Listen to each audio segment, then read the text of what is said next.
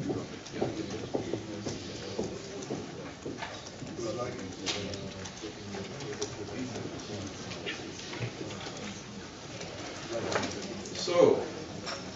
ladies and gentlemen, dear friends, dear participants of this roundtable conference, good morning and welcome to the third day of this conference.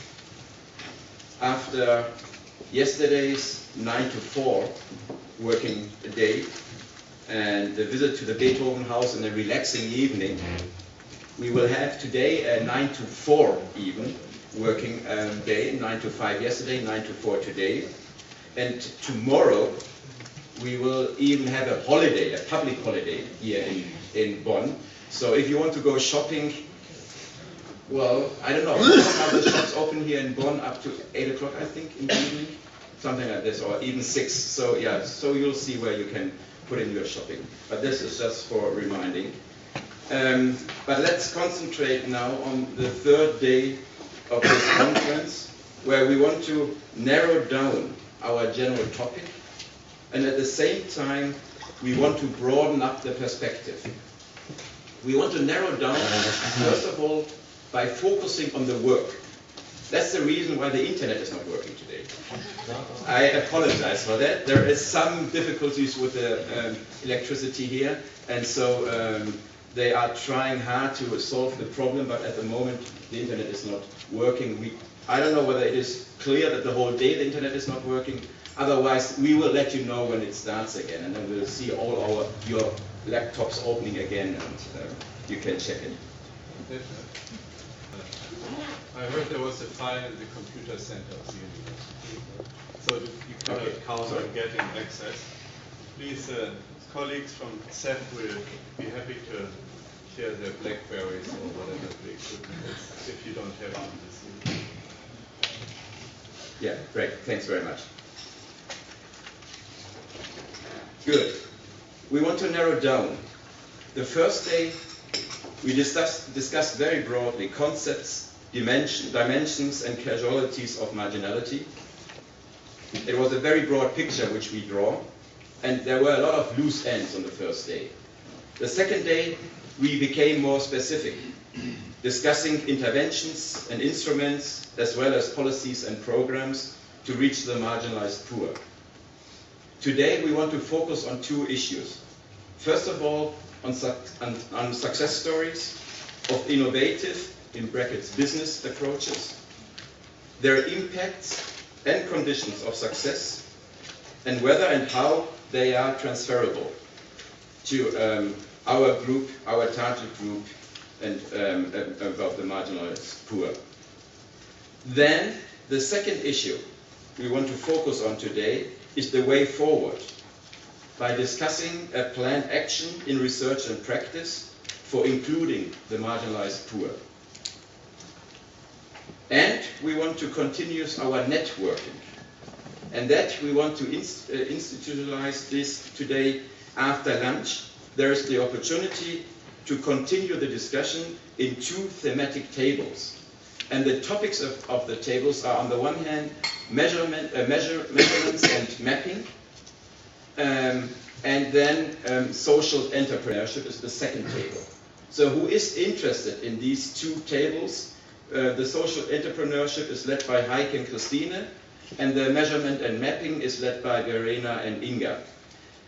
They will take place after lunch, and if you're interested, I would like to ask you to sign up at that whiteboard in the back of this room, so that we can approach you after lunch and direct you into the rooms which are prepared for the thematic table discussion. Okay, we want to narrow down and focus, but we also are broadening up today by having more and new participants joining us. We have new participants in the room and especially on the panel. And this is a panel, if you want to see it on a positive way, which is so big that we had to extend the head table to the sides. We also can say we marginalized some of the panelists on the sides, but I hope during the discussion you will see that these, at the edges, at the limits of the room are included, as well as those at the head.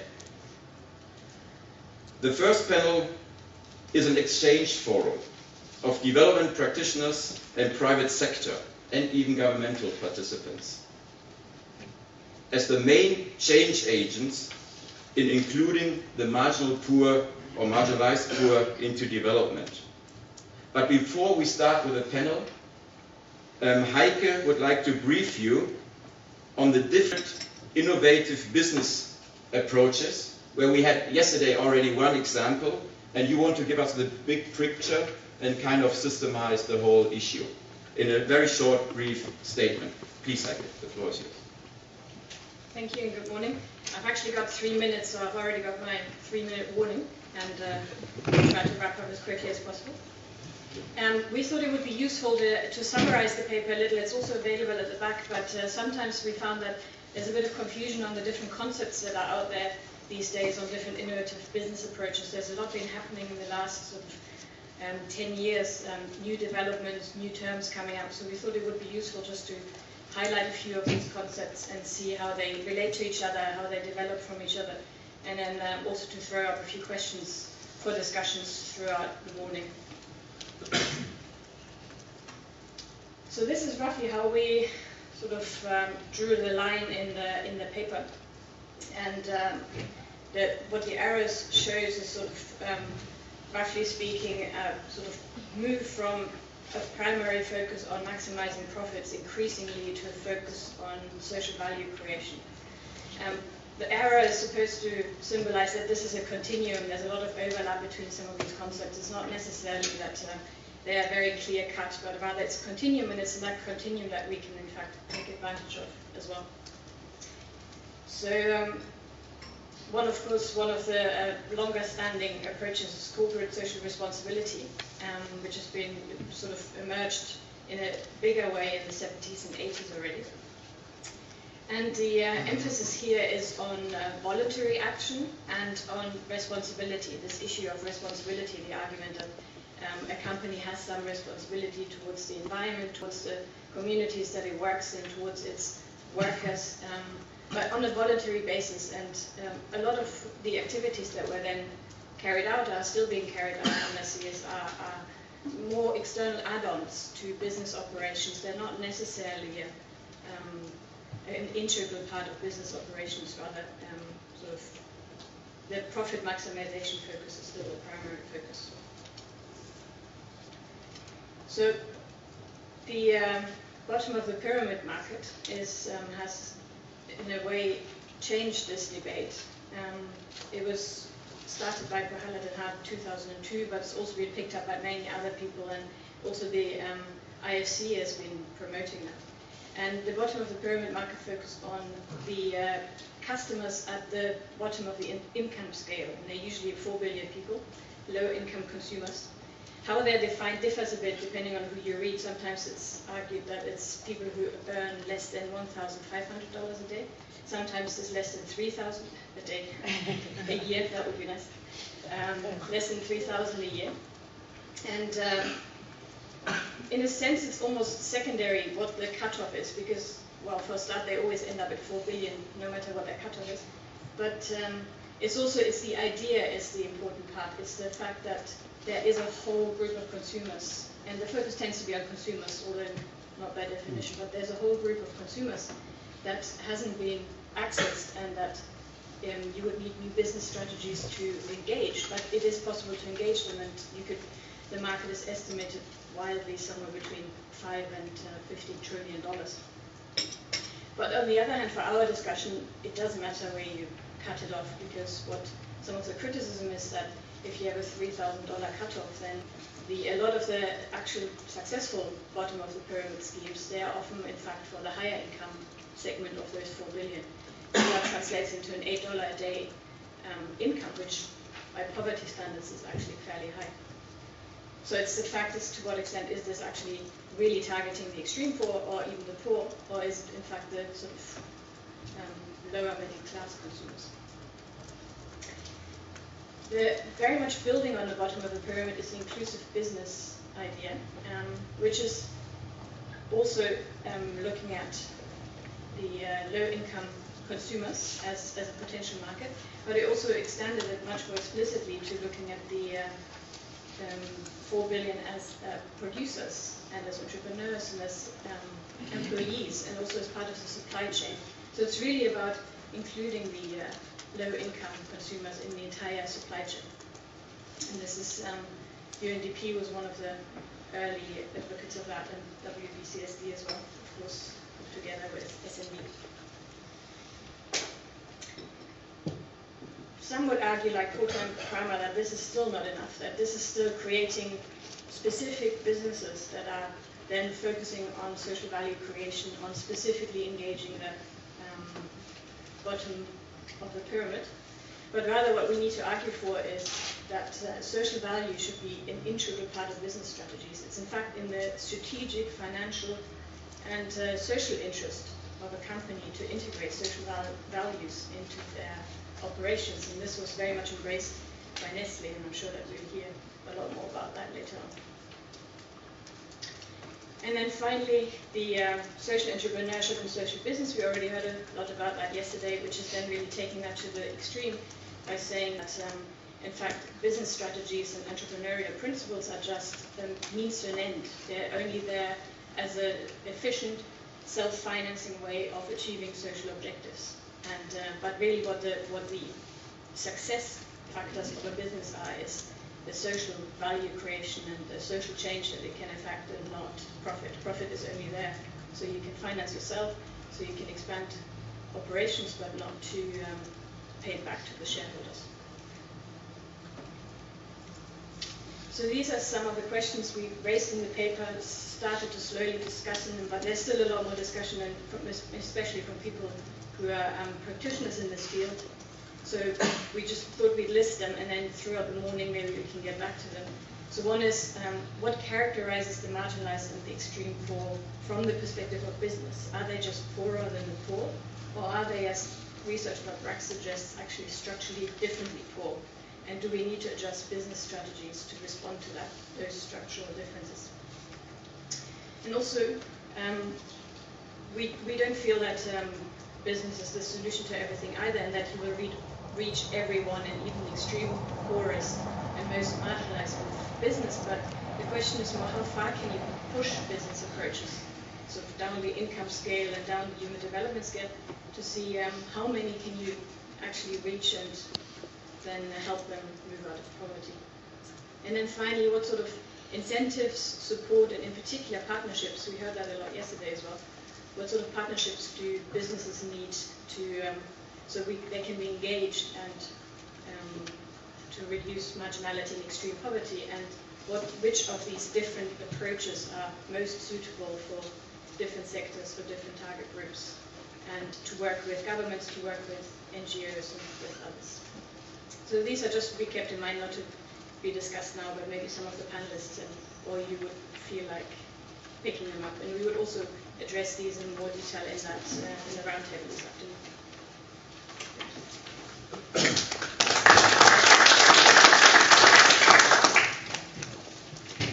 Thank you, Heike,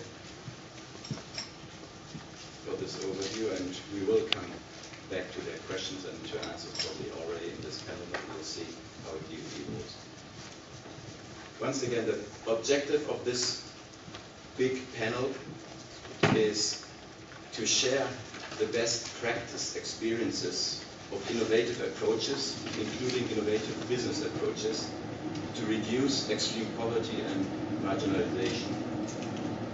And we have a big panel, and I would like to introduce all 8 of them to you. And I'll start on my far left. Marginalized out there is Joppe Kramwickel. He's the Director of Water of the World Business Council for Sustainable Development. And we will start with him later on, but I will go through first. He arrived yesterday evening and could just join us today, and we'll see how it works. The second farthest on the left side is Stefan Schmitz, the Head of Division Rural Development and Food Security of BMZ. the German Federal Ministry for Economic Cooperation and Development. Welcome as well as a new participant.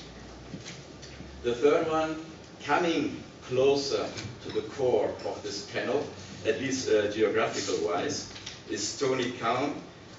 He's Director of Business Development for the 1 Acre Fund and an NGO with headquarters in Kenya. Then we come to my left. You all know already Monika Zurek. She is in the agricultural development team of the Bill and Melinda Gates Foundation. To my right, we have also a newcomer. He was already with us on Sunday evening, Wolfgang Jammann, the Secretary General and Chairperson of the Welthungerhilfe, which is one of the biggest, or even the biggest, NGO in Germany. Then we move on to Niels Christiansen. He has been with us also the whole time already, and Niels has been working for Nestle for more or less over 20 years and is now in the Nestle Creating Shared Value Advisory Board. Welcome on the panel as well. Now we have the honor to have two more.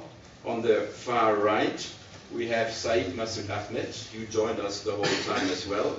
You are a Senior Research Coordinator of BRAC in Bangladesh, one of the most active NGOs in this area of topic we are discussing.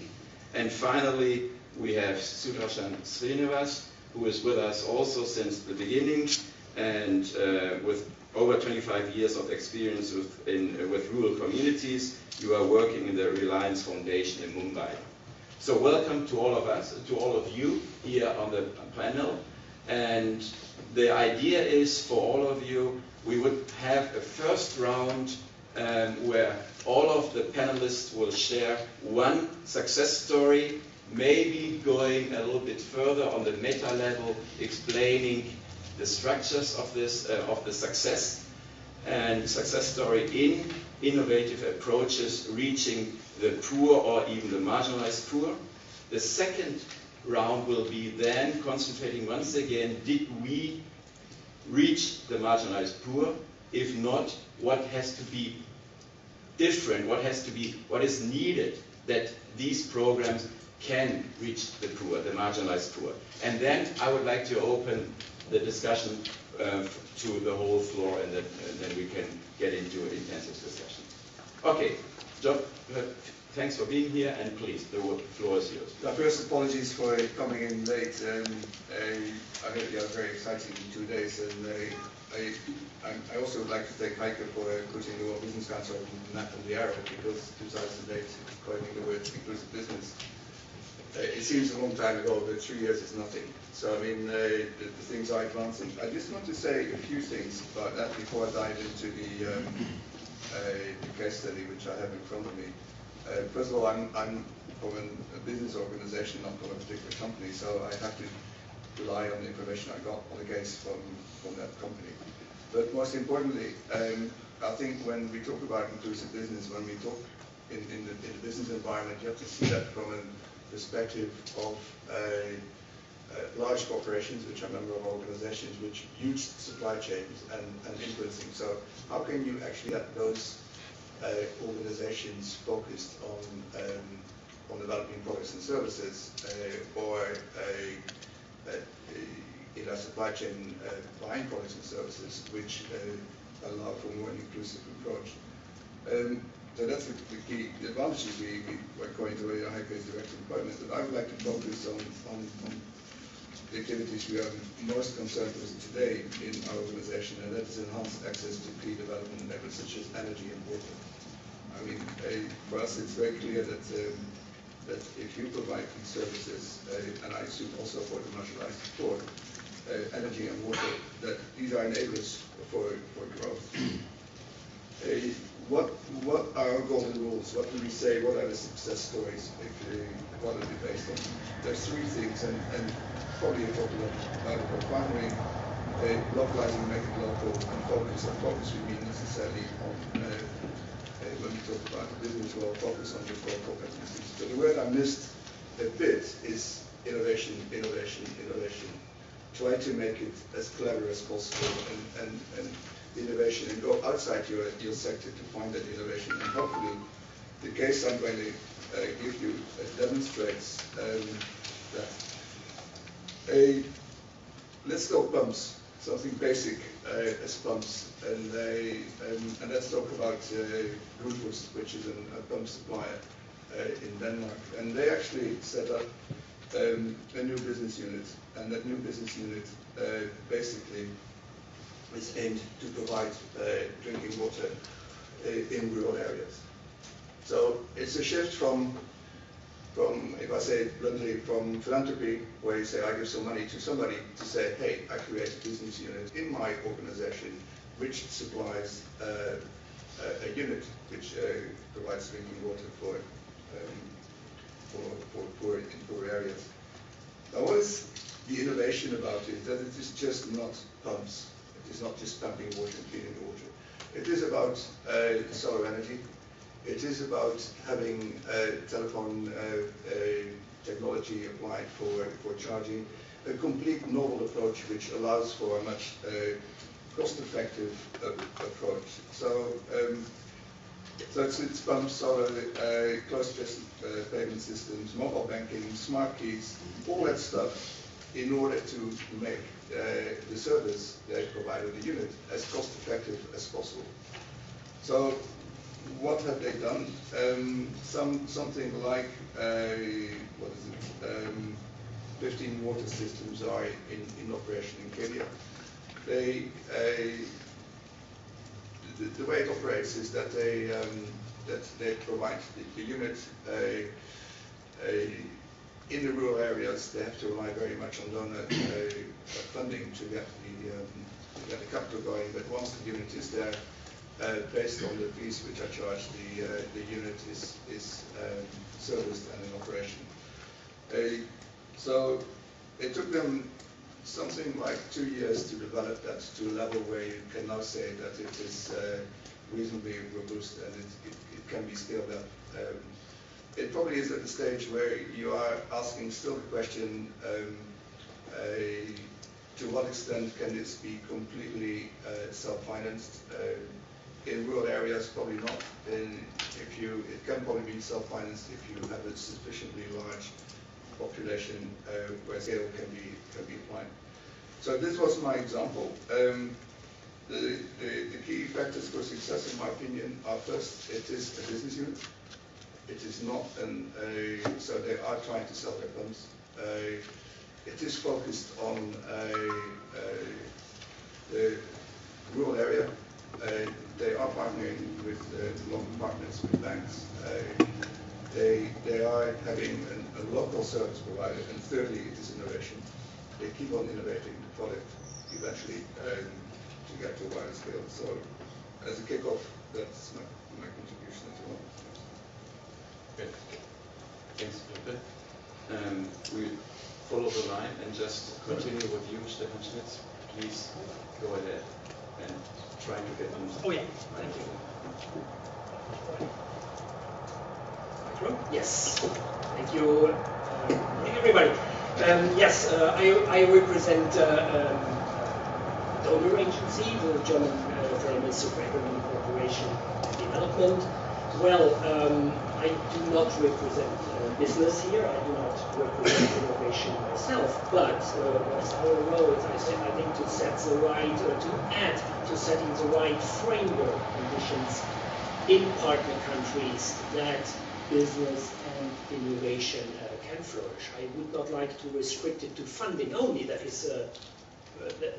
is of course one part, but I think through political dialogue and technical cooperation, all that goes far beyond funding. When I first started to reflect on my role on this panel here, I thought that it would be best to focus on some of the very concrete initiatives we are doing. Initiatives that are targeted to reduce poverty and to address marginalized groups. Initiatives like, for example, the African Cashew Initiative, the Competitive African Cotton Initiative, or the Cocoa Livelihoods Program. By the way, these are all initiatives where German Development Corporation acts in very close and very good cooperation with the Melinda Gates Foundation. But then I got convinced that others are far better skilled to present this who are far closer to project level. And then I got convinced to better focus on something that is far closer to my job in the ministry, namely the political and conceptual framework within such initiatives can flourish, as you mentioned, the meta level of initiatives. We all know since 2008, agriculture and food security is back on the international agenda. Until that, for a long time, there was hardly any political attention to this at all. And now that is a first reaction to growing hunger in the world. There is more money. And we thought, how can we make best out of this? How can we make sure that this money really translates into results on the ground? What are these results? First, of course, economic sustainability, to make sure that after we as project designers leave the field, growth and productivity will remain on higher level. The third one third goal is to protect the environmental protection base. That does not make sense to focus on higher productivity when at the same time the production base, soil and other natural resources are deteriorating. From a development point of view, these two results, economic sustainability and protection of the environmental base, are more means to an end instead of goals in itself. The ultimate goal from our perspective is to reduce hunger, to reduce poverty, and to reduce marginality. So where is the reduction of hunger and the reduction of marginality, there is a very, very close link. Most hungry and undernourished people we know are not hungry because there is not enough food, but because they do not have the means, they do not have access to food, because they are poor and marginalized. So when we really want to reduce hunger, we have to address poverty and marginality. Well, we know from the World Development Report 2008 that growth stemming from the agricultural sector has an effect on poverty reduction that is more than twice as large as effects on poverty reduction that are linked to growth stemming from non-agricultural sector. I think that is a good news. So there is a key role and there is a strategic role for the agricultural sector. But even then, investment, innovation in agriculture alone, I think is not a guarantee that poverty will be reduced. It's a necessary condition, but by far not a sufficient condition. How to make sure that growth in agriculture really is sustainable and poor. So we need inclusive business strategies, innovation on the one hand. Of course, we are involved in this, but at the same time, there is another key word, and I like to focus maybe then on in the third and second round. It's rural development we are focusing on. Or well, we could say also urban development. That's the same idea of a more holistic approach where we try at the same time first to bring various sectors together to form a conducive environment, and at the same time acting on the political and institutional framework conditions within partner countries. So it is interesting. Agriculture and food security, as I said before, are back on the international agenda, but this more holistic thinking, rural development, is by far back. We had this thinking of integrated rural development, of integrated food security programs, but hardly anyone is interested. And we would like to bring back some of this holistic thinking back to the discussion. As we are convinced that this is a prerequisite for many things of this what we are discussing. We'll leave it at that point. Thank you. Thank you very much, Stefan Spitz. After we heard now the perspective of business, of the private sector, and also yours from government, from a donor, a public sector donor, we are turning now to Tony Kahn as an NGO, but with a certain business plan to make the approaches economic, sustainable, and also efficient. Please, Tony. Thank you. I'll give a very quick snapshot of the One Acre Fund and then focus on the innovations that I think we are offering to the field. So we are an NGO. We work in East Africa at present. We focus on serving exclusively rural, stable crop growing smallholder farm families. Rather than giving handouts, we make investments in our farm families so that they can achieve a permanent gain in income. On average, our farmers double their net profit on every acre they plant with us. And even though we're a non-profit organization, we have a revenue model, and farmers pay for all of the services they receive from us so that we run like a business and are sustainable. We're still basically a startup. We were founded in 2006. At that time, we were working with 125 farm families. We now serve 55,000 in Kenya and Rwanda. And in 12 more months, we'll be serving 90,000 plus farm families. Within 8 years, our goal is to be serving 1.1 million farm families with about 5.5 million people living in those families, and generating the same high quality of impact for each of those farm families, which is, as I said, a doubling of net profit on every acre planted with us. At that time, we will have the largest constituency of African smallholder farmers of any organization, and we hope to use that constituency to partner with large MFIs to expand their reach into rural areas, and also to have some bearing on policy, working with African governments. In terms of the innovations that One Acre Fund offers to the field, the first is the completeness of the service bundle that we have created to tackle the multiple obstacles faced by rural staple crop growing smallholders. The bundle looks like this. Borrowing from traditional microfinance, we organize farmers in groups. Then rather than a cash loan, we do farm asset finance. We loan seed and fertilizer to our farmers, couple it with proper training in the use of those fertilizers and seeds. And then when farmers have more food than they can eat for the first time in their lives, we help them access local and regional harvest markets. That's the bundle. And the second innovation is the last mile delivery of that bundle. One of the things that we have found is that the rural poor have been a basically really underserved or ignored population of poor people. They're a difficult population to serve. And the infrastructure challenges that exist make it really essential for us to be like Amazon.com, really to bring the program right to the doorstep within walking distance of every customer that we serve. Thank you. Thanks very much, Tony. Now we turn to a private donor. Monica was in the beginning a little bit unhappy being on this panel, if I may be open and frank. But then we discussed a little bit that it is important that you are here on this panel and voice the interest also from the Bill and Melinda Gates Foundation in this work of reaching the marginalized poor. And so please, Dan, thank you very much. It's definitely has been a really interesting 2 days, and as we are, so to say, funding this project, you can see we're definitely very interested in understanding more about the issues of poverty and the relationship with marginalization, which I think, from what we've seen over the last 2 days, we still need further discussion, and it's a really important issue that we need to get to grapple with to really reach the last mile, as Tony was just saying, which is actually also at the heart of the mission of the foundation that we're working for. So let me just give you two minutes on, or 1 minute on what the foundation is actually all about. You already heard from Prabhu about some of the parts of our agricultural strategy, but at the core of the mission of the foundation, it's about eradicating poverty and really alleviating poverty as much as possible and as fast as possible in all kinds of different forms.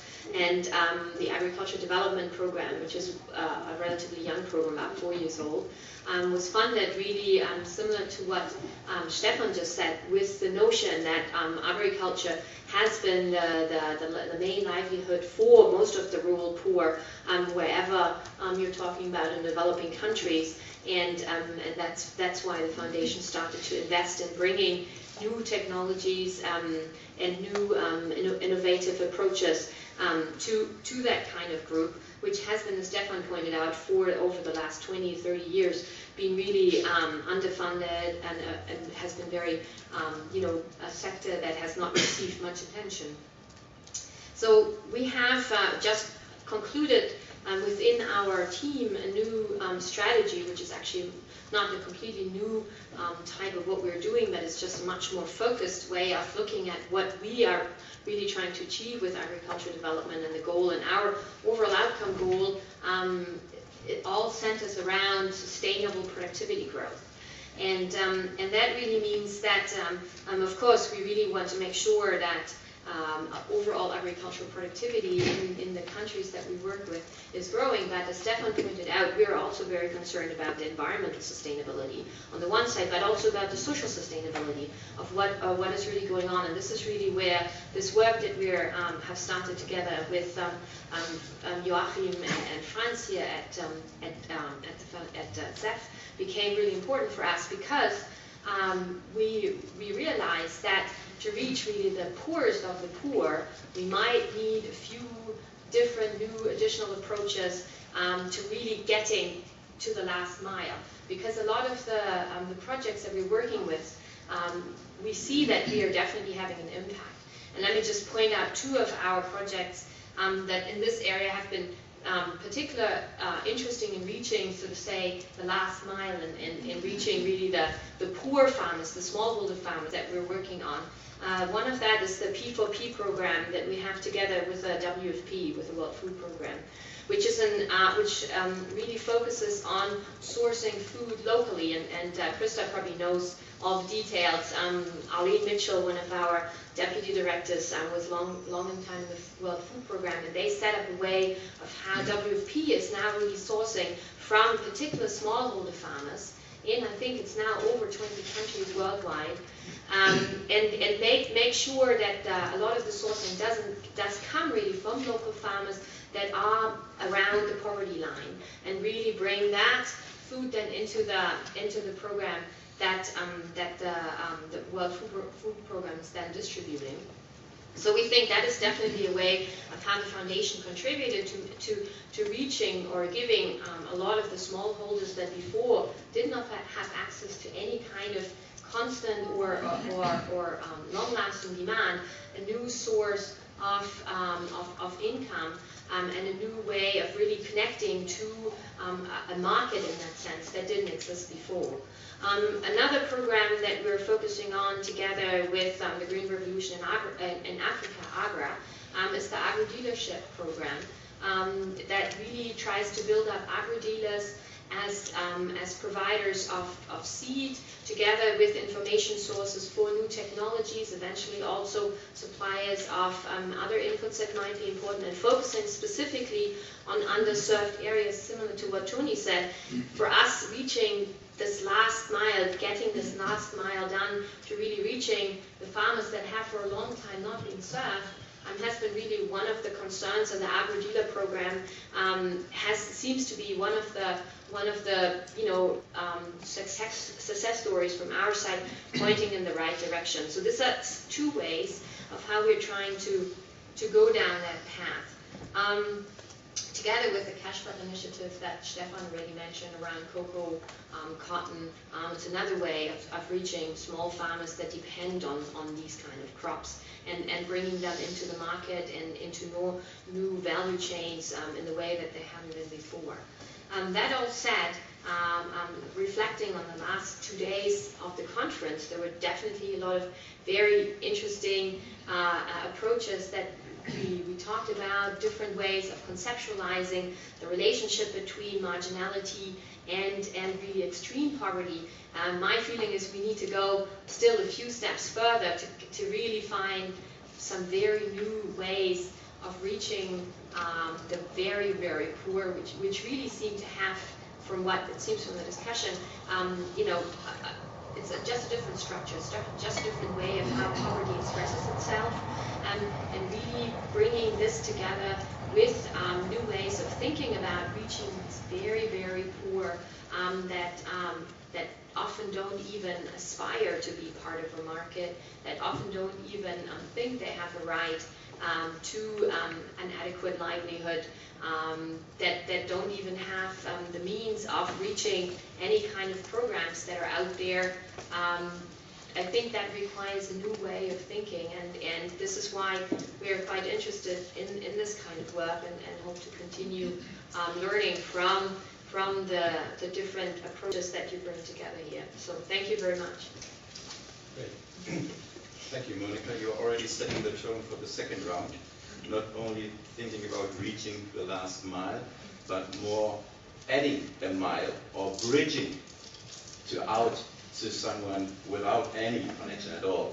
Okay, but before we go there, we go on, coming back to an NGO with other ways, I assume as business related or concerned activities and approaches we heard. Wolfgang Herrmann, please, from the Welthungerhilfe, your experience. Yes. Thank you very much. Thanks for the invitation to this panel. I have to apologize I wasn't around for the last 2 days, so you allow me 2 sentences again on the role of Welthungerhilfe, just to get a little bit the context of the little case study that I will be presenting. Welthungerhilfe is one of the largest NGOs in Germany. We focus on rural development and a lot on agricultural production, similar to what my predecessors have said.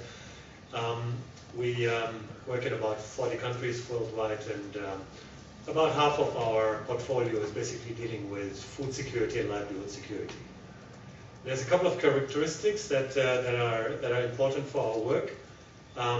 One, in agricultural development, focusing on smallholder farmers, again, like has been said, means for us not just making sure that agricultural production and productivity raises, but also that poverty is being addressed. Because smallholder farmers are not the ones only that produce most of the food worldwide, but they're also the ones who suffer most from hunger. And that is why is that? Because they normally don't have the funds and the money to purchase foods that they need for their family, and they're usually not able to produce excess food and bring it to the markets and the like. So it's a combination really of increasing productivity and for smallholder farmers and making sure they get some income that they earn to earn a living for themselves and their family. The second characteristics have to do with the nature of our work. We both focus on the traditional ways of supporting agriculture, which is infrastructure development, irrigation canals, feeder roads, extension service, the like, I mean all the things that have been done over the last years and decades and have been neglected a little bit. At the same time also we look for innovative approaches, because it is very clear with the same practices you get the same results. You get a little bit more of everything, but we realize that with the challenges ahead we need to do not just more, but we need to do different things. So Welthungerhilfe is trying to look for innovative approaches, and 1 or 2 seem to be working, and I'll be presenting a little bit. And the third characteristic, more and more of our work is happening in environments and countries and states that are badly governed. We don't deliberately choose this, but it seems to happen maybe because governmental development cooperation focuses on the good performers. We're ending up in places like Somalia, Zimbabwe, Congo, North Korea, by the way, places where you have not always failed or failing states, but states that are not really well governed. This is really characteristic, which also leads me now to the presentation of my little example. I was asked to provide a success story. I was asked not to bring a PowerPoint, which I didn't, but if I had, I would only show you 3 pictures. And if we were closer and this was not such a serious conference settings, I would ask you to close your eyes and imagine just, Stefan Schmitz is already doing this, is just imagining 3 pictures that are very characteristic for the particular project, and the project is happening in Afghanistan. It's one of those places, as you know, that are globally marginalized, although they receive a lot of attention, and it's called Roses for Nangarhar. Some of you might have heard about the project. It's been existing for 6-7 years, supported by DMZ amongst others. And the pictures that are coming to mind is large fields of roses, of red roses, and in the Afghan countryside, with Afghan small-scale farmers involved. The second picture is a distillery, quite a modern, actually, infrastructure building that distills the roses into rose oil. And the third picture is not just something visual, but it's something that you can sense and smell, which is rose oil, which is produced out of those roses. And if you have time for shopping tonight, you can actually go to a German pharmacy and get rose oil that is produced out of these Afghan roses.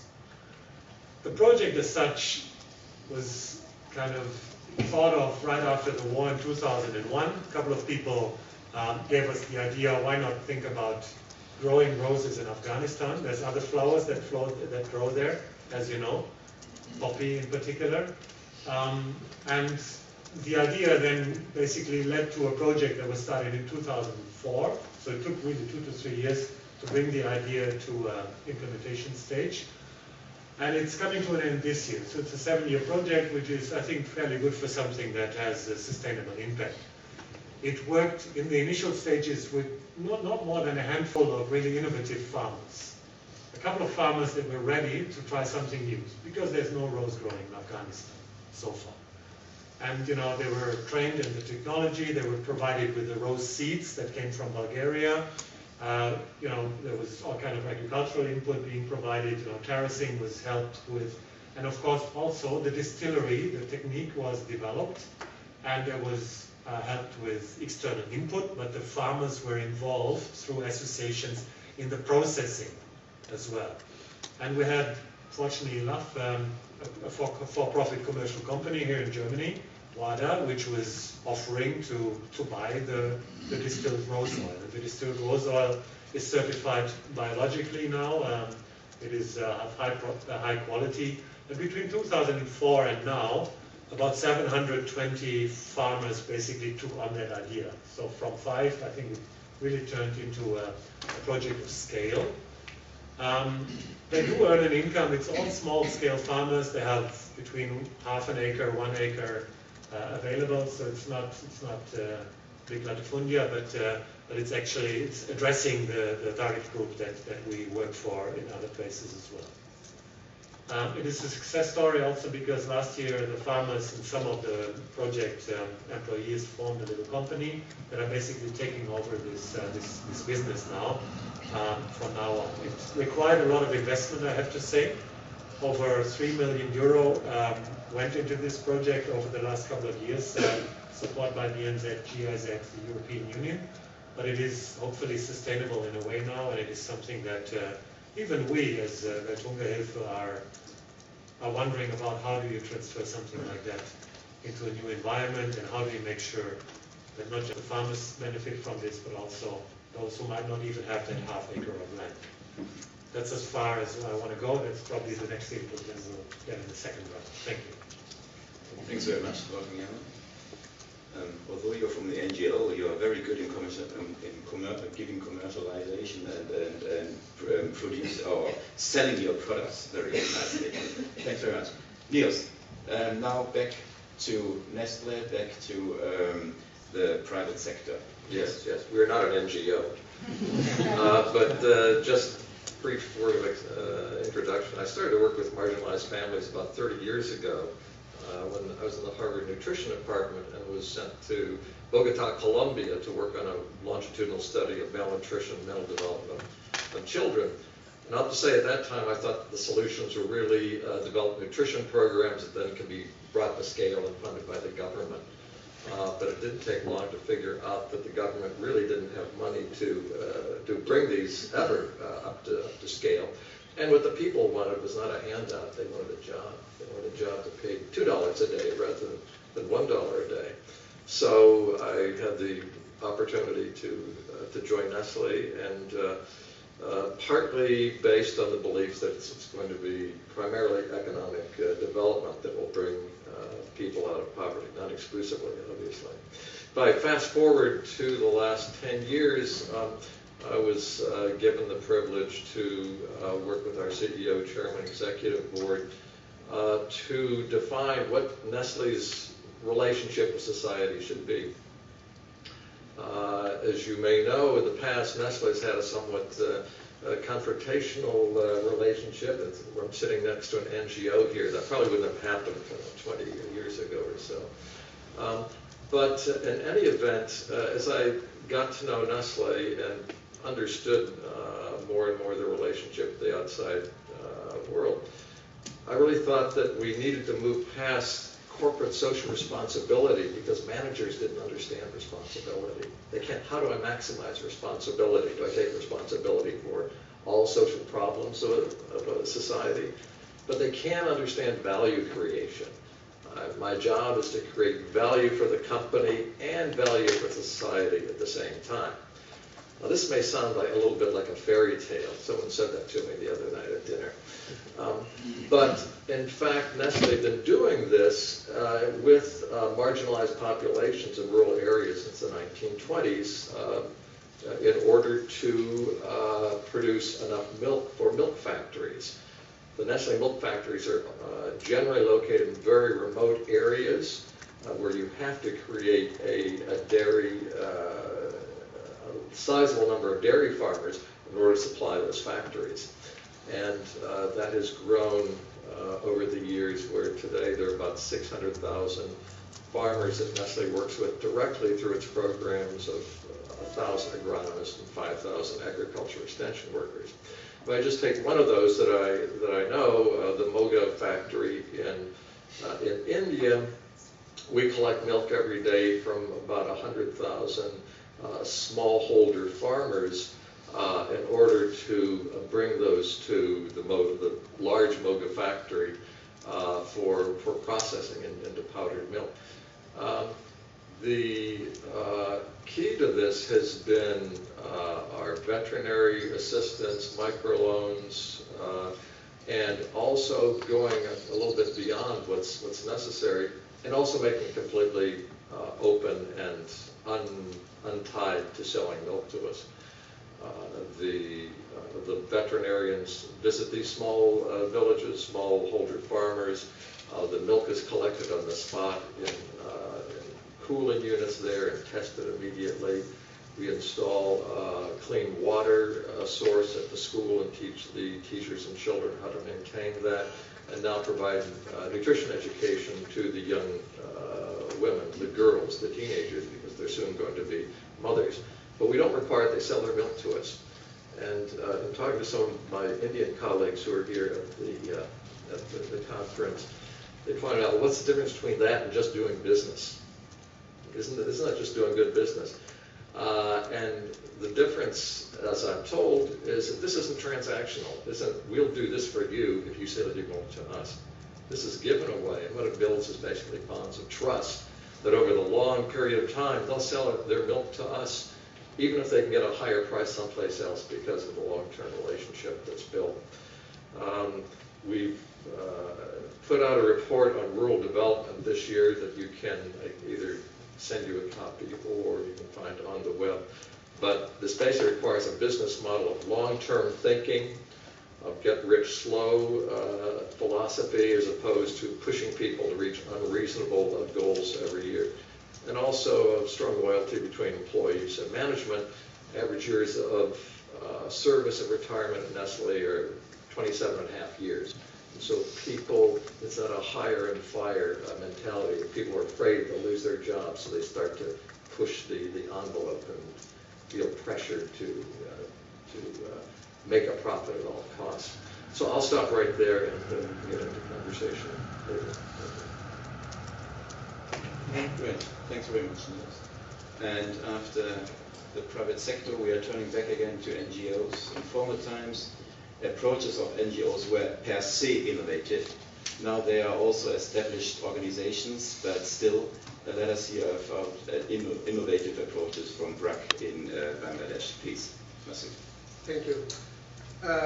Going back again to the CFPR program, the BRAC's Ultra-Core program that you have been hearing for the last 2 days. As a matter of fact, the experiences from this program is so rich and diverse that it's really very difficult to describe it in 15 minutes slots, what we have seen in the last 2 days. I'll be talking about one very innovative approach that we used in this program, of engaging elites in support of this particular program, the program for the Ultra-Core. so as to facilitate the program. So why we thought that elite involvement of elite is necessary for this ultra-poor program.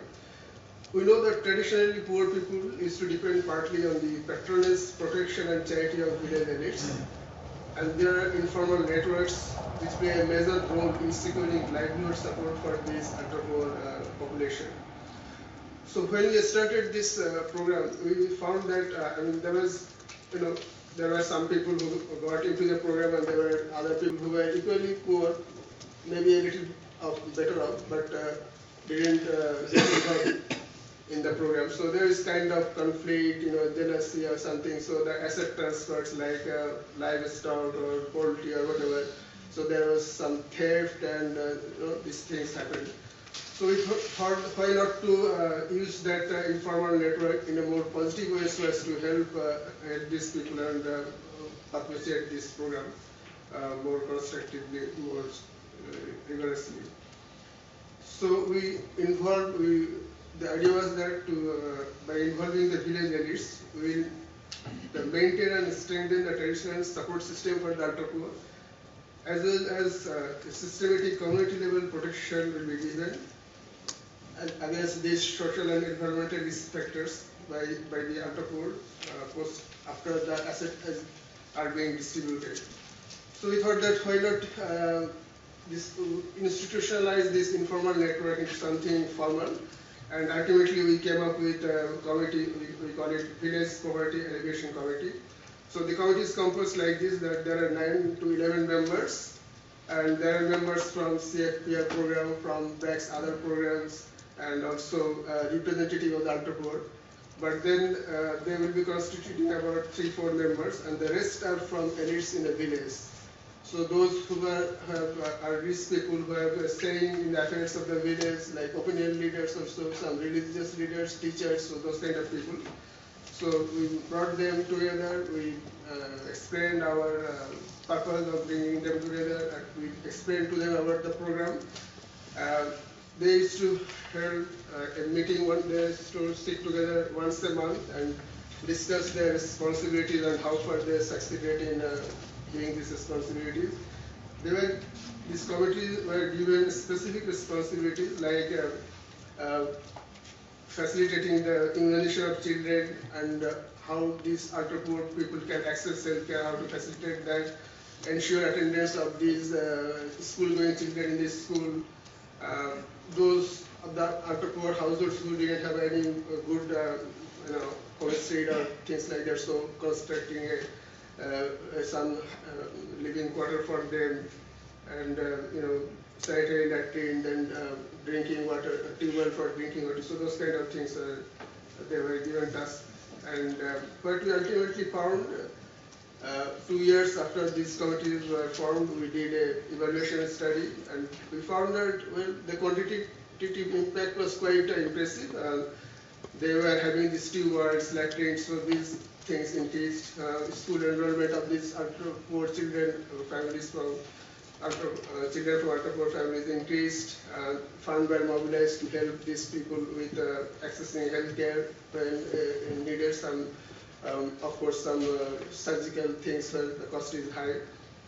And ultimately, the main purpose, the protection of the assets, that was achieved. So when the other people came to know that, okay, the village elites are involved with this program, so they are looking after these people and acting as kind of guardian.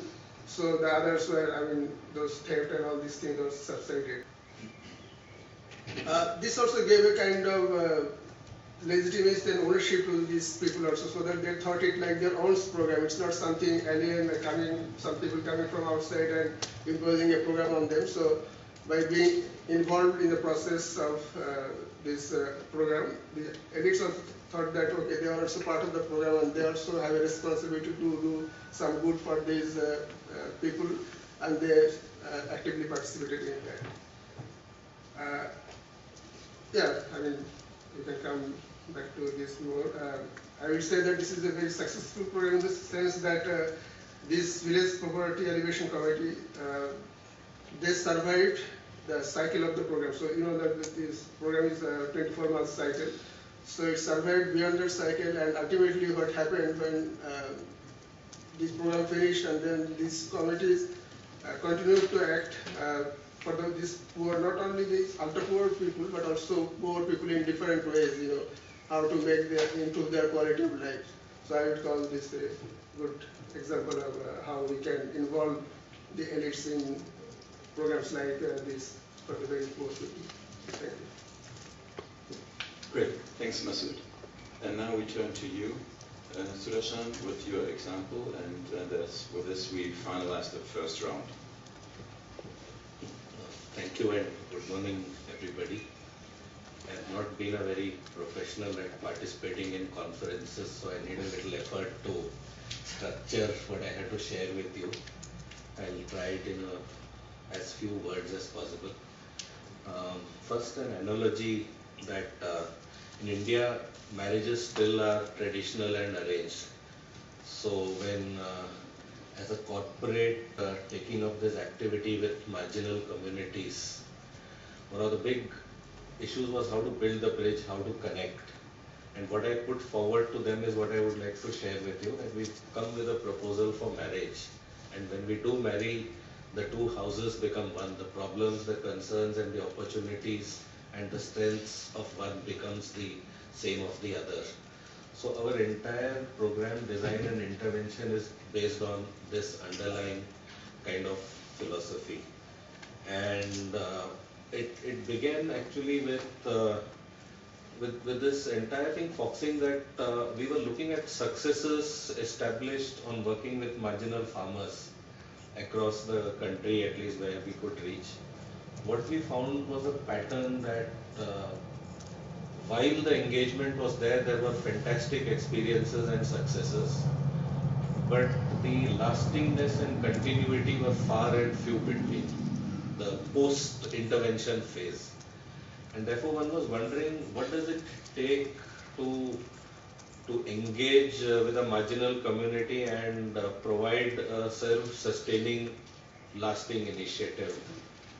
And one of the first things that confronted us was the landless and the small-holding farmers, landed marginal communities in the villages in India are very rarely able to stay back in their own villages. These are people who constitute agriculture labor or the migratory urban labor. So any solutions that we were looking for, we thought that the first thing we had to look for is how do we hold them back into their own household, how do we connect them back to what they could be best at, which was their primary asset or liability, the land. In India, agriculture, about 80% of it is done by small and marginal farmers. Conditions are rain-fed, and typically these are farmers whose lands are much distant from their own homes. And since it's rain-fed, it's also the time when they need to do agriculture on their land. That's the time when there's peak of employment for them outside everywhere else. And bulk of whatever returns they got was spent, the money was spent on food, on survival, on nothing else. I mean, that was also like they were badly coping with. So in trying to look at what interventions could make a lasting impact, we tried to figure out what can hold them back. So one of the first things that we designed for intervention was, it's something very elementary and simple called a kitchen garden. We tried to scan how can a marginal farmer family get year-round self-sufficiency in food, and self-sufficiency not merely in terms of 2 meals a day without a balance in the nutrition, but a good 2,500 calories and through varied feed. And so we innovated with something very, not innovated, but discovered and tinkered around with something called a kitchen garden model, which takes about 700 square feet, which by and large even the landless people have behind their houses in the rural areas. So this 700 square feet we designed into giving 7 days a week, 7 different vegetables and fruits, and throughout the year on an average about 3 kgs of food to be supplied. A model to get going takes about, in terms of dollar money, I would say about $100 $120 to get it going. After that, it's a self-sustaining thing. It doesn't have any external input. It's banks purely on local and natural resources. So this was a very important step for us, although it may seem a very trivial otherwise, because we wanted the marginalized to feel associated with and grounded where their natural relationship existed, the village community. Then there was a trend, like I said, the marginal farmers were depending on their marginal land for which they got very little time to work on, very little capital and risk-taking capacity. And a lot of landless in India in recent past have been assigned wastelands or revenue barren lands by the government, more as the government's let's say clearing its conscience by saying that we provided a certain asset base to them. But even on that land, for them to get going was quite a challenge, because the marginal land, as the name says, it was marginal because it wouldn't produce much. Now with this background, our intervention design, the first was the kitchen garden to hold people back into their own houses so that their minimum survival and esteem needs are assured. The second part of it was that while we felt that initial interventions needed capital and technical support, but in the long run, a marginal farmer can, or a marginal person can come out of marginality only if there is a presence of their equity in terms of their own capital base to compete with rest of the world. So the next part of our design was organizing these communities into producer companies. Producer company in India is a legislation which is a hybrid of cooperatives and companies. It allows equity which is non-tradable. So and it's exclusively for the members who use that. So in our design, we first organize the rural marginal communities into producer companies where there is a token equity participation from them in the beginning, because that's what they can afford. Based on that, from Reliance Foundation, our intervention design is to take up a maximum of 1 hectare, 2.5 acres of land of each marginal farmer and the landless farmer whom the government has assigned land for, organize collectives around that, and take up sustainable agriculture practices in terms of whatever it involves to create, to de-risk the farmer for continued production on this land. So there is no external inputs, there are no chemicals. It's based purely on rainwater harvesting, on soil conservation measures, on creating a biodiversity. Every such hectare takes about 150 to 200 odd trees on the bunds and surroundings, and look at food grains and pulses, something quite similar to what Tony actually, in preceding the bulk of our approach, I think he gave you the outline, something very similar, that make produce which are not driven by cash crop and the market purely, but that which is consumed locally, and the surpluses also are consumed in nearby market. So the first part of our intervention beyond kitchen gardens was to look at the marginal land and look for permanent, lasting solutions, which in future would not be cash driven solutions but recycling own local resources. The third element of the intervention was the critical inputs that came into agriculture, seeds and manure. So we went for an option of looking at the local manure, the cow dung, the farmyard manure. And for seeds, our intervention has been to create community seed banks. That is, by selection and by identification, look at local seeds, develop the best performing seeds from the local area, and put in a system again from within the farmers to transfer and recycle the seeds within a particular specific area. And the fourth part of the intervention came by aggregation of the produce. That as the village community gets organized in with their equity into a producer company, they aggregate all their produce, and our intervention is to provide them working capital to hold back their produce till the time the market matures or is the right enough to sell. I just want to make a passing statement here on how the market behaves in India. I'm not sure for the marginal farmers at least. I don't know how it behaves in the rest of the world. The lowest prices for foods are during food grains are during February and November when the harvesting time takes place. And the highest prices are during April, May when the festival and marriage time comes. So the same farmer who does a distress selling in February buys at a much higher price within 2 months of the same period. So part of it was this scale and aggregation issue. So what we did as a next part of our design was to make sure that we have a working capital to hold the commodities and be able to market it at the right time. And in the process, actually, the design allows about in 3 years' time through their surpluses, each farmer would not only, each producer company would not only become self-reliant, but would have raised enough capital to cross the initial investments which Reliance Foundation is providing, which is provided as a grant on a condition that each farmer pays back that much to the producer company and contributes to an equal number of farmers elsewhere in the country to promote that. So the estimation is in 3-4 years this would become a self-sustaining cycle. But then as we reached this whole initiative, as we started it off, we found that agriculture intervention by itself does not seem to be adequate to hold a marginal person back in his community, that it takes still more than that.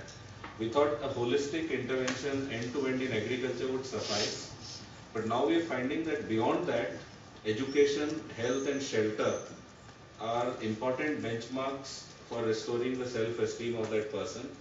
So we're trying to build in low-cost option designs into intervening on this. There's a lot more to share, but I would freeze here except to say that our primary objective is to create wealth and self-esteem for the marginal farmer by whatever it takes in terms of interventions. On an average, I would say it's been taking a direct investment per marginal farmer of, these are quick conversion rates, so we'll have to give the margin of error. It takes about $1,200 to $1,500 for one farmer, 1 hectare and everything. And I think it takes an equal amount of money in terms of secondary resources, because the doability of this entire engagement is providing quality professionals at the doorstep, round the clock and day after day. So the last part which I wanted to mention is that I won't say uniqueness, but an important pillar of this intervention has been the people who have been engaged with farmers. Who are they? We tried to identify people who are graduates and educated from the same communities, from the marginal communities, who would have been employed anywhere on merit. But when they were offered an opportunity, when we searched for them, identified them and offered an opportunity to go back to their community. Because I think others in the development sector would share that there is a lot of retrenchment, there's a lot of attrition in terms of people who go in from outside to work in rural area. There are challenges in terms of facilities available, there are challenges in terms of social gaps in communication. So one of our pillars has been this local people, local youth, getting them back to work there and making sure they are provided enough professional avenue in there. Thank you. Great, thanks very much, Sudarshan. I would like now to get into the second round, and there I would like to group the private sector, the international NGOs, and then the local NGOs or national NGOs once again, with the question, did you reach the poorest and the marginalized? And what is needed to further on to really reach them? What kind of new innovations probably, etc. So please, Joppe, would you like to start? Yeah, it's a very good question, difficult to answer. I think if you take the Murku's example, I was thinking about it. I'm not entirely sure to what extent they reach the marginalized poor. I mean, it's and Joachim, we discussed it briefly. Market information is, is key, and you don't have it. So it is. I think it will be, later on when we talk about research, that is an area where I would think it would be of interest, because normally you see that the activities sort of the business get involved with are with people who are able to pay something, because that's the essence of the story. And if they're not able to pay, and how in villages and communities those who are not able to pay are included in this type of activities, I'm not entirely sure that I can answer that question. So that's where we are. I think that most companies would, if they want to go beyond the CSR type stuff, the philanthropy, that want to go into the more commercial mode and trying to address poverty, then they will struggle with that type of information. Second is perhaps I was thinking about it is the type of people which you have in the business community who are driving this sort of the social entrepreneur. I see a shift inside companies that there are social entrepreneurs sort of waking up in that environment, but the environment itself, perhaps I'm not entirely sure whether you agree with me, but it is a difficult transformation in a company as well to open a market, if you say it in that simple terms, which is a bit unknown. I come from an energy corner, and people are actually very, how do you say that, short fuse. They want to see immediate returns. Well, this is a longer term type of activity. With this type of business, presumably I call it the value of death. There are moments when you start and you get so you're sort of not moving anywhere, and you try to give up. Now you need a special environment in the company, and people actually who push through that and able to make that. So more questions to your question than an answer. I'm sorry. Great. Thanks very much. This is also one output we want to deliver here, new questions for research activities agenda. Niels, the same question to you, please. Well, I would answer by saying yes, the marginalized poor are reached through these business strategies, but as a part of reaching the whole population within an area.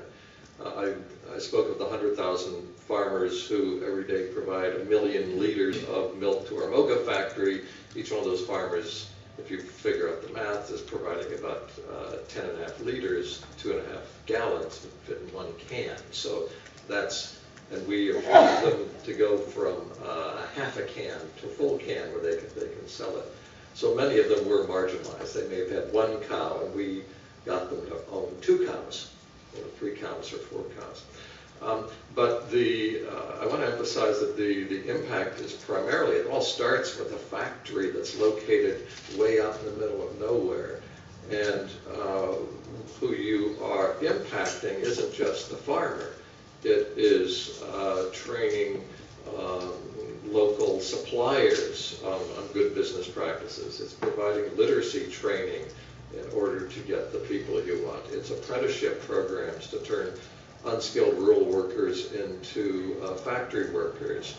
And there's a multiplier effect that those small businessmen then hire, give employment to the really marginalized.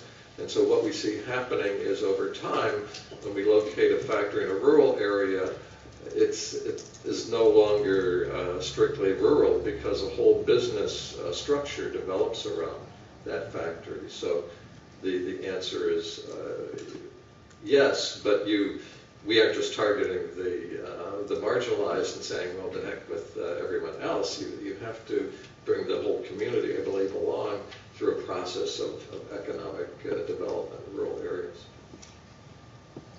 Thanks very much, Niels. Wolfgang Herrmann, No, to you, please. Yeah, I couldn't have made it said much better than you. I mean, clearly, a project like Roses in Angar is working with very poor people in a very poor region in a very marginalized country. I mean, this is very clear, but at the same time, we couldn't be sure that we reach those who have nothing. I mean, that is also very obvious in a project like that, which is social and economic investment. It's actually more investment than Sundarshan has just, I think, mentioned with the 1,500 euro per farmer. I think it's about triple as much if you look in terms of pure ROI. So you will have to work with people in such a project that have the potential to develop economically, that are innovative, that are willing to take risks, and these are usually not the poorest of the poor because they have very little margin actually for failing. If you have nothing or close to nothing, you fail, then you're in real trouble. But at the same time, you're developing a region, and I can't tell you the details in how far people, for instance, benefit by doing day labor, by being involved in some of the processing. I would certainly hope so, but clearly it's a different type of approach. Having said that, we don't only do this in that area.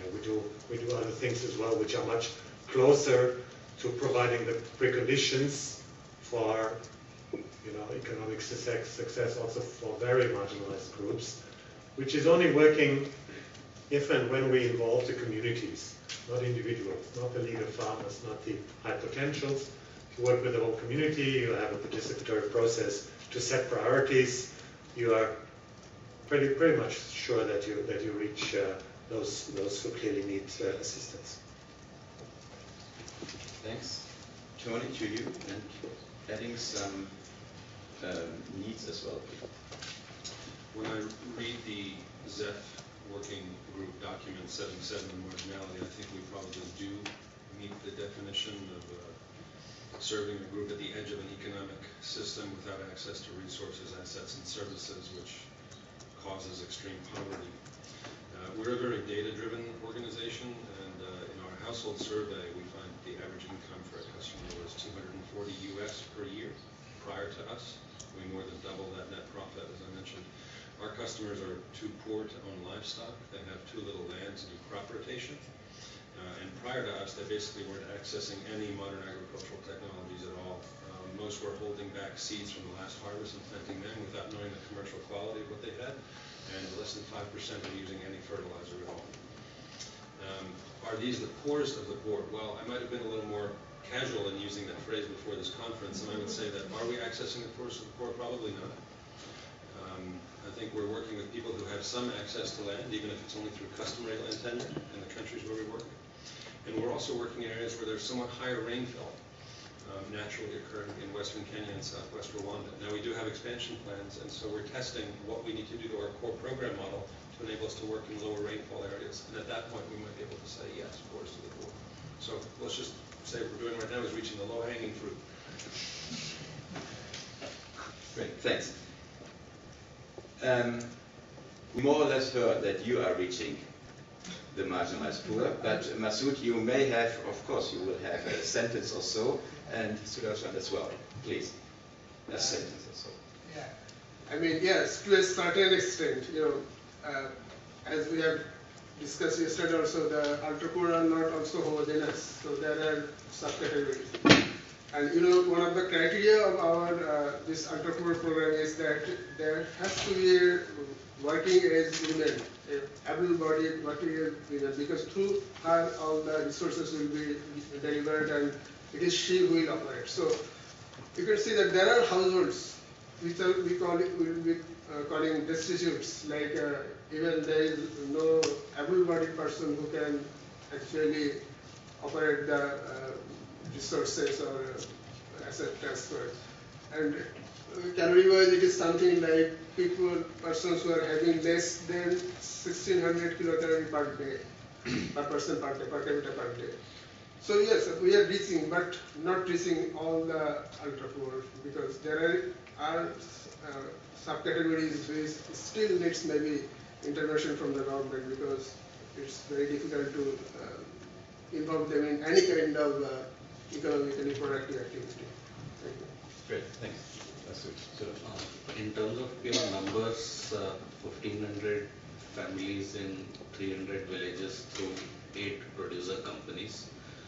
But what really would interest all of us is what does it take, or how does this marginality manifest, and therefore how does it actually take to engage them?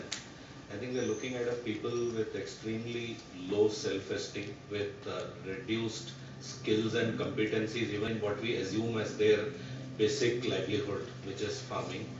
And then in terms of there is no risk-taking capacity. And what makes it worse is they are most easily swayed by opinions within the community. So I would say all this, if Joachim was to give a PhD for making maximum mistakes, I would qualify for one. Because in the process of engaging with this community, these are factors which have maximum impact. That you, let's say a corporate language is a Excel sheet budget and a time frame and heads of activities. But when it is about engaging communities, it's the exact opposite that works. We put aside the Excel sheet, we put aside the time frame, and we say, okay, we are here now, we are here to stay. Doesn't matter if you don't want to do anything, because people are extremely suspicious as to why has anybody shown any interest in their marginality. Because it's not a marginality of a day or two. It's 100 years, or at least it's 50, 75 years. So there is a deep-rooted suspicion, and that is where the bridge actually has to be built. So we actually most of the times end up starting with something which is most remote from agriculture. Just as a confidence building, or a kind of building a bridge between us and that community. And I think that's the part which puts the foundation to whatever else has to come. The shock absorbing capacity, because even after engaging a community, when you're working on marginal land and rain-fed agriculture, there also the nature most unpredictable, swings happen, and this community is so vulnerable that a little wrong, they withdraw back, they would tend to. So those are the factors which play a big role in holding on to any such initiative. And I would say safely, anything less than a 10-year engagement would not get us anywhere in terms of permanently removing marginality, any organization. thanks, Sudarshan. Now, it's you, Stefan Schmitz. What about the holistic thinking about rural development, and also what we just heard, 10 years, and don't think about less time spans? But please. Well, yeah, I think addressing extreme poverty, addressing the marginal poor, this remains a key challenge. This is also our experience from German Development Corporation. We often discuss this within our team with experts on the field, with our colleagues in GIZ and KfW, and colleagues with a lot of experience in research. A lot of them say, okay, we can address with all this, with what we do.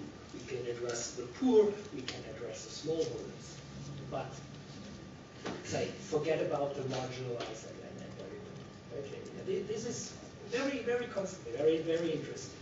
So this really remains a key challenge, and I'm very thankful for the organizers here, ZEF, others, to put this issue, this remains. We can continue to do good projects, and we have, I think, a lot of success stories where we can take as a starting point. For example, I left some copies of a brochure we have on rural development with a map of countries, a lot of countries we are involved in, and with a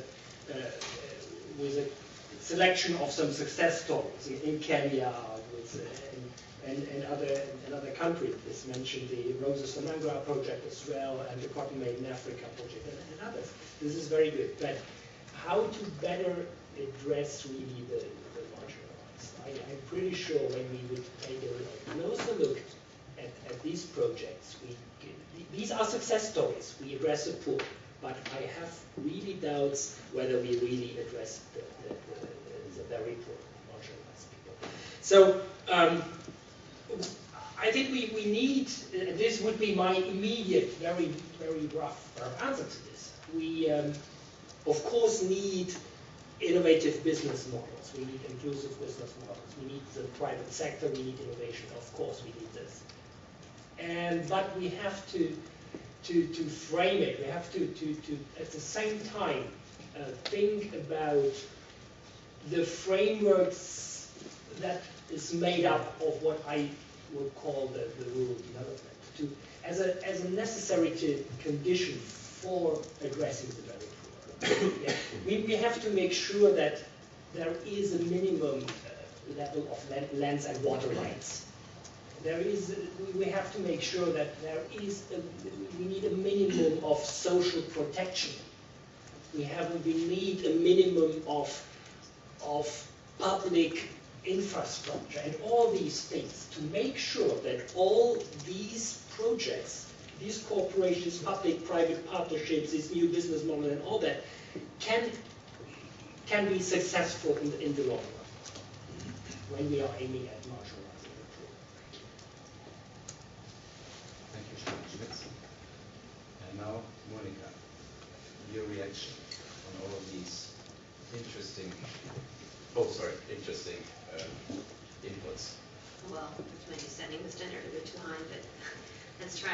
Well, I mean, just listening to the discussion over the last 2 days, and also the discussion that we just had, I mean, I think we're coming too slowly to a little bit of a better understanding of some of the real factors that start to constitute, or that are really characteristic for the marginal or the really extreme poor versus the poor. And just, you know, the things that Shurdahan just said over the last couple of minutes, you know, no skills, often even very low self-esteem, no aspiration even to think that they, or thinking that they have a right to a different kind of life than what they're leading. I think some of the examples we had around the girls from Kuchi, you know, I think that was just an illustration of, you know, how bad it can actually get, and what it means really to be marginalized, no risk absorbing capacity, huge vulnerability to any kind of external shock that really wrecks the system from whatever, be it not natural, social, political shocks. And then suspiciousness of even trusting people that would like to help. Is this help really something that they're in for, or how? I think is totally makes up a mix of different issues that is understandably really hard to tackle. What does it then mean for us, so to say, as the outside community that really wants to reach that? And then, of course, you know, Prabhu and I have been discussing what does it really mean for us, and particularly as a private foundation, with the mission of poverty alleviation and really reaching all the poor with here. And that's a discussion we will bring back into the foundation and think more about it. I mean, what's clear is that there's some real trust building through a deep engagement with the communities and needed, and that, as you know, Niels pointed out, and also Wolfgang, there's no quick and easy solution, and you need to bring the whole community along. Just focusing on one specific set of actors or set of people in the community also doesn't help. It takes about bringing the community together and bringing real development to the area. It's not necessarily something. And then, of course, doing it for the long term. I mean, we've had at least 10 years, and there may be other ways and other models. But yes, it's clearly something that there's no quick and magic solution, and it's a really complex problem. That's why a lot of people have shied away from it for a while. You know, and I think tackling that or talking through this, bringing this to the forefront of the development dialogue is definitely something that needs to happen now.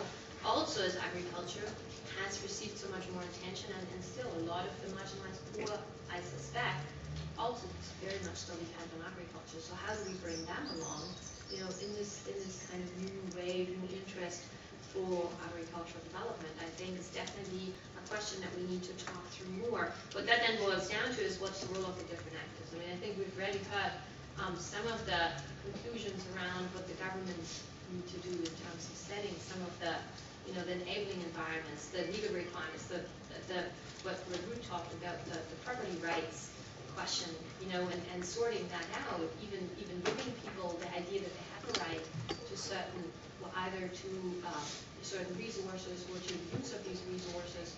That's definitely one of the key roles, but there's way more things that the governments need to do. But then, how do they partner then with the NGOs that can maybe do this real connection on the ground in the long term, where a lot of governments might not have the reach to that? What's then the role of academia in support of that?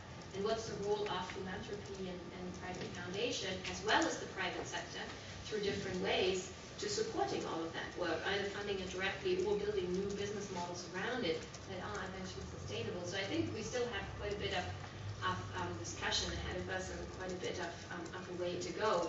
But at least I have the feeling, for me, a few things are becoming clearer by understanding really what are some of the structural differences, and where do we go from here. So I think there's a lot of work ahead of us, but yeah, definitely, if you're really serious about reaching the poor and alleviating and eventually eradicating poverty, I think we cannot go without tackling that in more detail. So yeah, so I think there's definitely more work for us down the line, I would say. Thank you, Monica. There's always good to hear from researchers that there's more research to be done. I have now a big problem. We are not in Switzerland, and I also don't have a Swiss watch, but still I want to keep in time. So we do not have very much time, but still I would like to open the floor to all of you. I would suggest that detailed questions to a certain project, to a certain success story, may not be the most important questions now. It may be even that more comments along the line are more helpful for the whole group. But otherwise, I just leave it to you.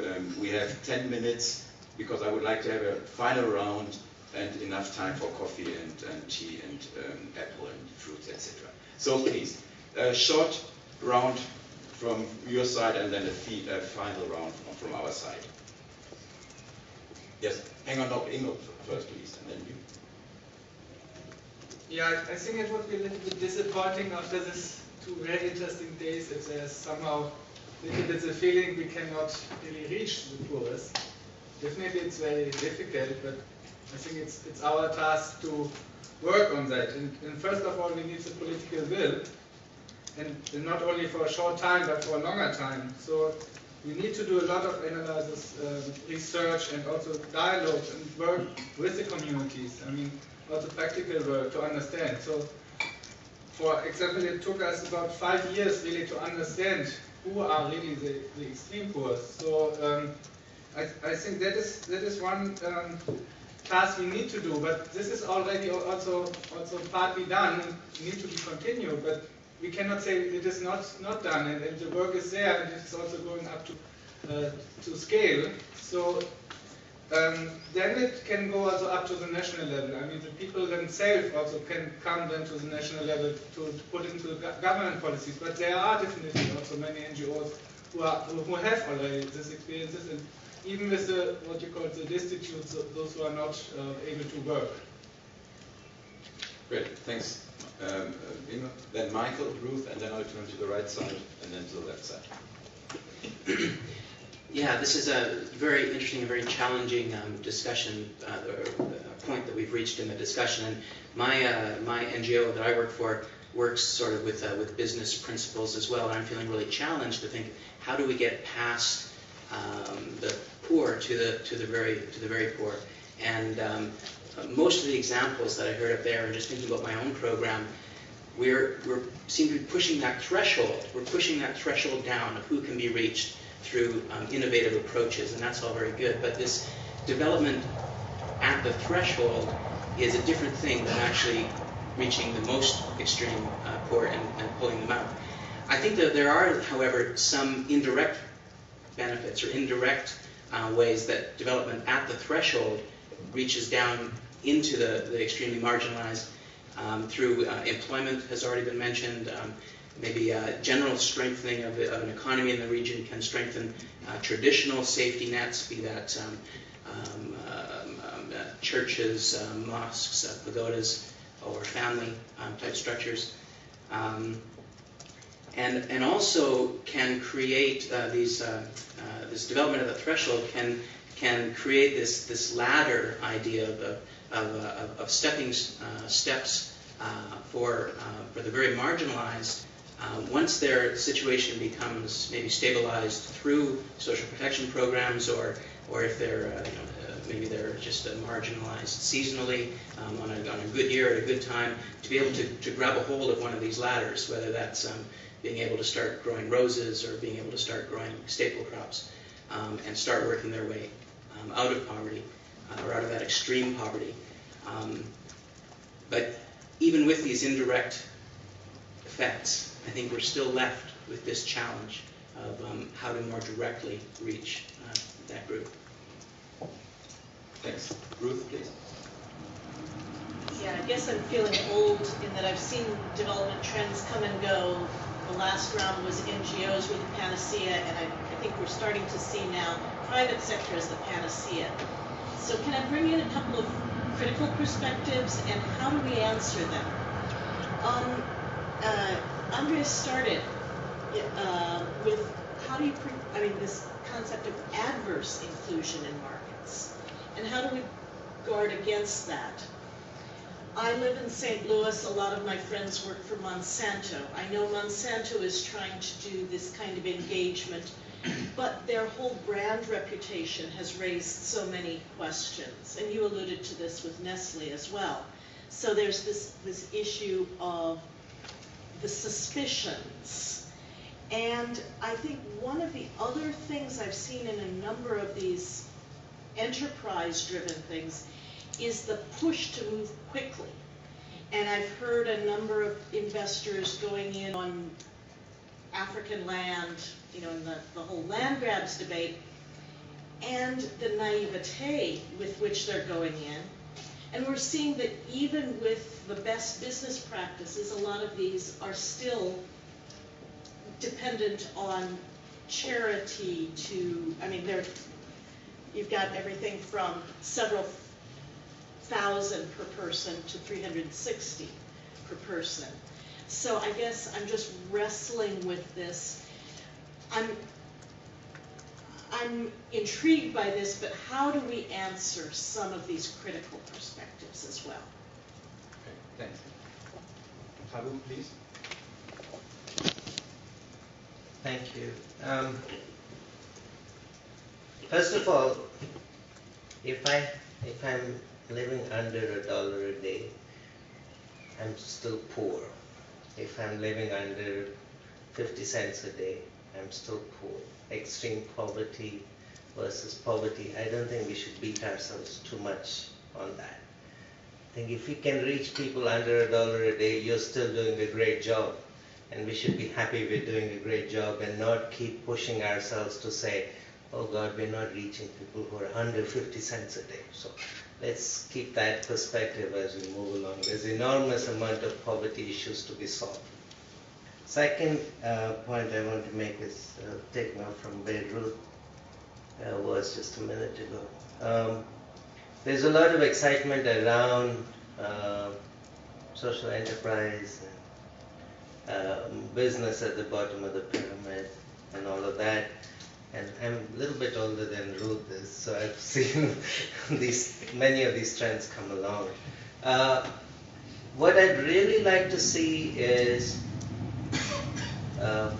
success stories where the safety net of a government or the safety net of a private philanthropy is removed from the business, and that the business is still functioning after that safety net has been removed. My conjecture is there are very, very few such examples. I know of an example of an ambulance system in Mumbai which is working completely on its own. that first started through a venture capital system that was targeting the very poor. But I can't think of too many such examples. But it'll be great to have those so we can say that there is a future here that we can be looking at. My third comment is quite often many of these enterprises are started in New York or Seattle or London or Frankfurt for the poor who are living in Mumbai and Nairobi and everywhere else in the developing world. And we start these enterprises with the idea that they will scale up in the countries that we are interested in. But the fundamental bottleneck to scaling up these activities in the end is capacity on the ground to be able to do the job. So the fundamental problem is you don't have enough human capital and managerial capacity on the ground to take up these activities and move forward with them. So what happens is you'll end up with 1 or 2 pilots, and then that's where they remain. And so that's been a really big issue. So one of the roles that governments need to play in addition to promoting these social enterprises is to actually invest in the infrastructure necessary for making them function. And part of that infrastructure is massive investments in education, skill development, etc. Thanks. Thank you, Rahul. Please.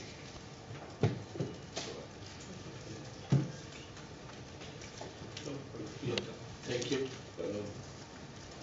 This is a comment and a question very quickly. I think in India, the private sector has taken a major initiative, what is called an affirmative action policy, under the initiative taken by the Prime Minister.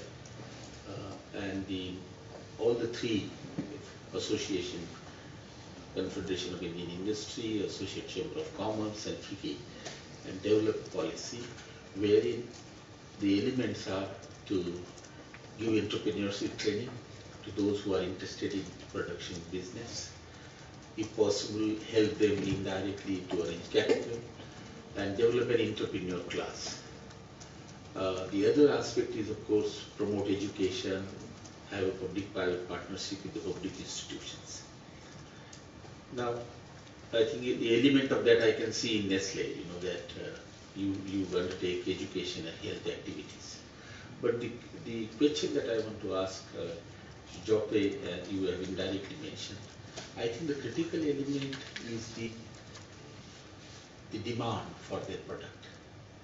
And a very large section of these small producers who come into the market somehow start the business, getting some capital, getting some infrastructure.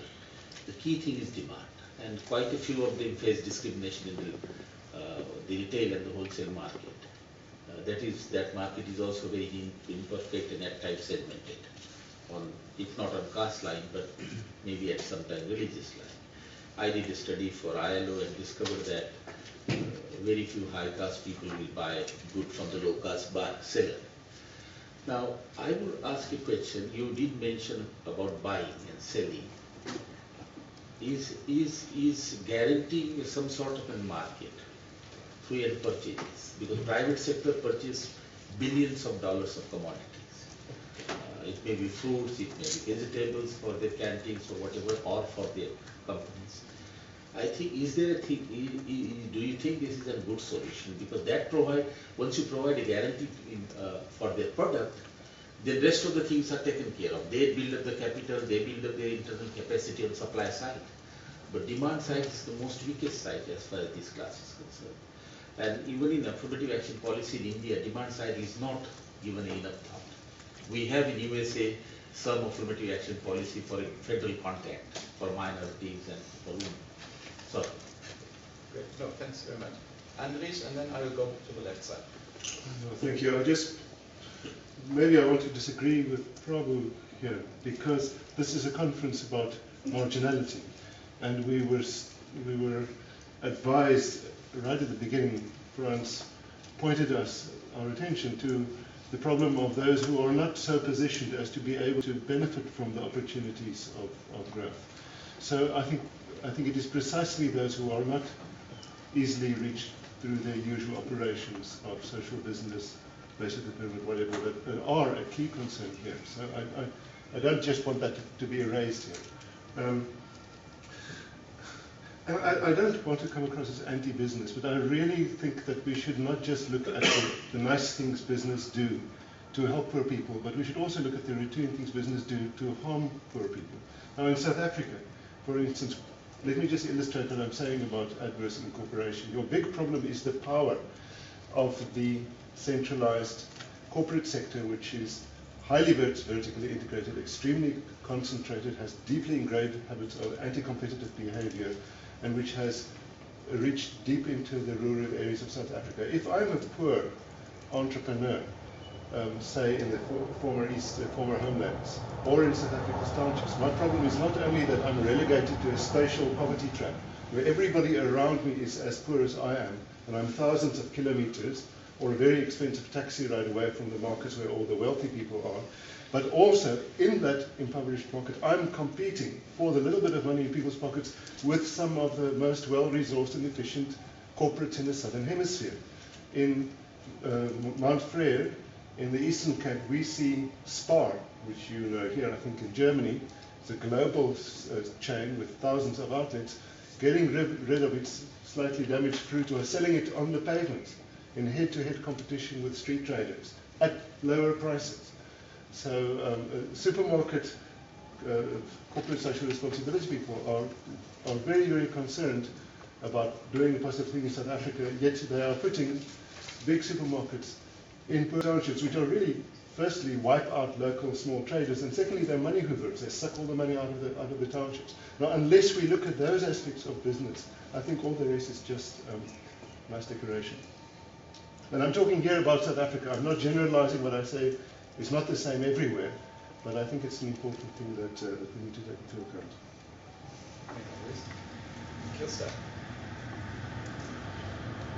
There's one area which we have barely discussed here, and thanks to Monica for raising it.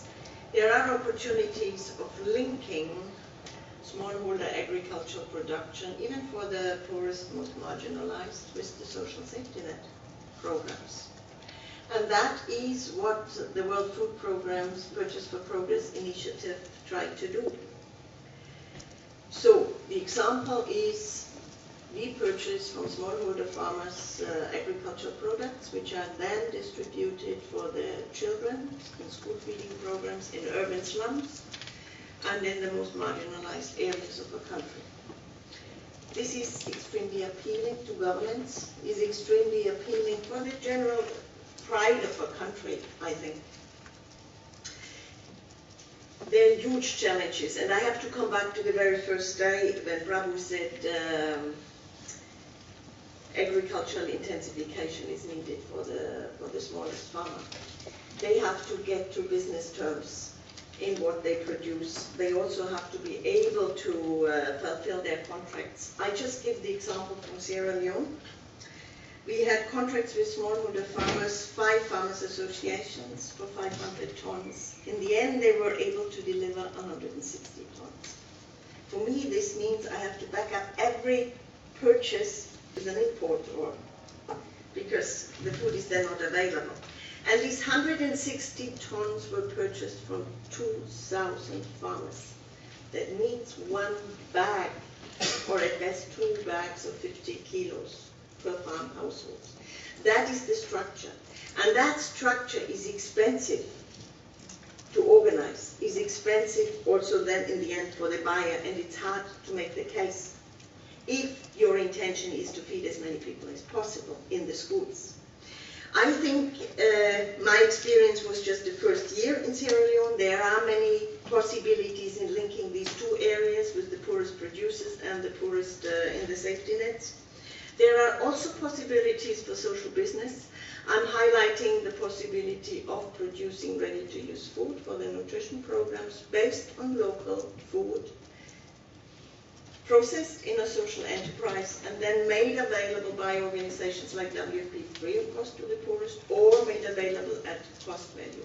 I think these are models that link what we have been discussing in the past few days, and there are good possibilities in making that work. Thanks. Thanks. I think what I'd like to do is to bridge the two sets of the dialogue, the enabling environment and where the private sector comes in. I think Niels put it very clearly. The private sector is a private sector. It provides jobs, but it's not a charity. It has to run on a minimum, a cost-plus basis. So if the objective is to provide jobs in a sustainable manner without continuing subsidies from the state, then you have to look at the enabling environment, the incentive structures, tax systems, regulations. What makes for a private sector provide jobs in, say, using techniques which are labor intensive, for instance, in developing countries. Or if you have, say, Afghanistan or Nigeria, you've got Cameroon, you've got investments coming into natural resources. It could be tea, logging companies coming in, extracting resources. You have the whole issue of production sharing arrangements. You can have requirements that they provide infrastructure, market access, employment, local employment to marginalized people. It's part of the package of extracting natural resources. The people are thinking about it in West Africa, in East Asia, and Southeast Asia, Indonesia. So in a sense, what you're looking at is the appropriate regulatory framework that enables you to share some of the rights.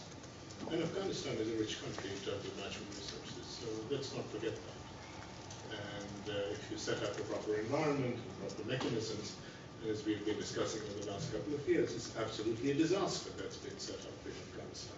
So really, you're looking at the need for direct investment in infrastructure, in market communications, and then of course enabling what Sudarshan was saying, bringing back to the communities essentially the benefits of migration and benefits of education. So I see a scaling up that's possible. Linkages with rural and urban networks to really bring people out of the poverty, break the chains that bind them to extreme misery and marginalization. So it's really a spectrum where the private sector is being used to generate productive employment, but not at the cost of continuing subsidies. So it's thinking about problems. You have to set up these things in a system. Great.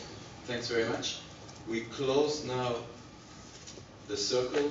Imran, a short intervention, please, and then we'll come back to the panel. No, I think I'll skip. I think many of the points are raised. There are a lot of people thankful for that. Thank you very much. Now back to the panel. Every word is a word which we will have to compensate with less coffee afterwards.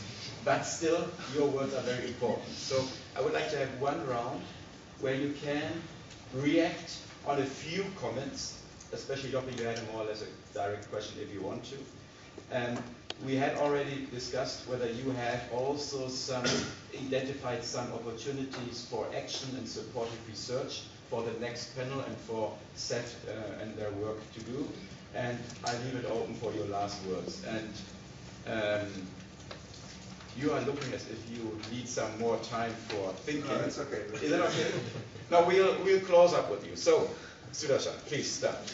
But please, short interventions. No responses, just suggestive take-homes.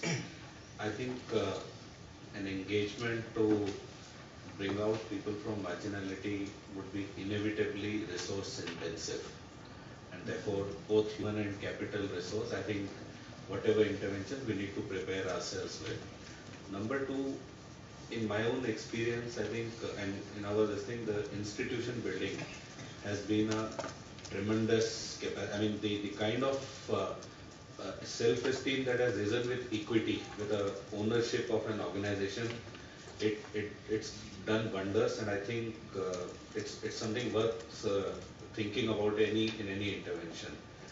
Thirdly, I think in whatever else we are doing, the market needs to be considered, and access to the market, and being able to absorb the market fallouts. Fourthly, I think it's about professionals and people working, how do we get the best to work with the marginal.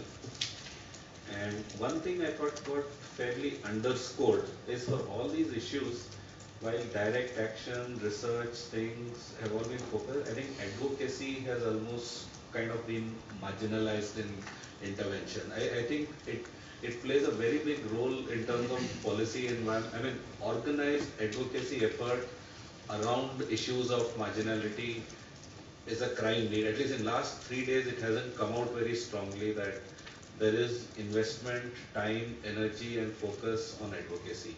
I think it got marginalized. Thank you. Great. Thank you very much. Masood, please. Yeah. Well, what I've heard from the business community and my own personal experience from low-income countries, that well, business for profit sector can do some good for the maybe poor people, but not for the very poor and marginalized people.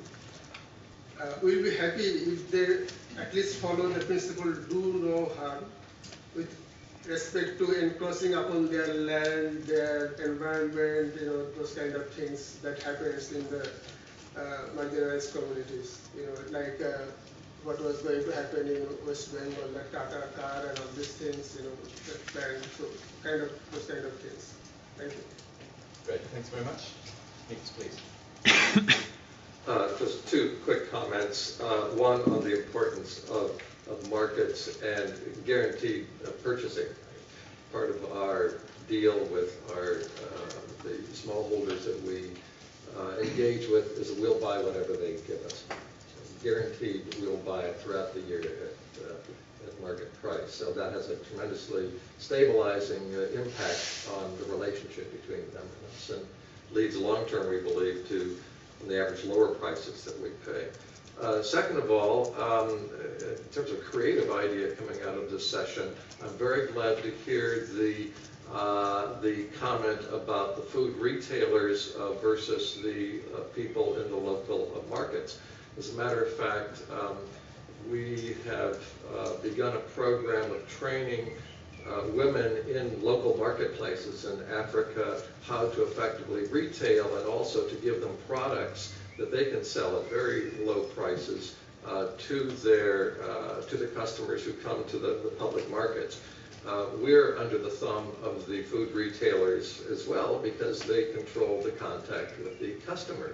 And so if a collaboration can be furthered of those who are interested in helping women who are food retailers, the local ones in the local markets, with food manufacturers, it can be productive for both, because that way we avoid the middleman.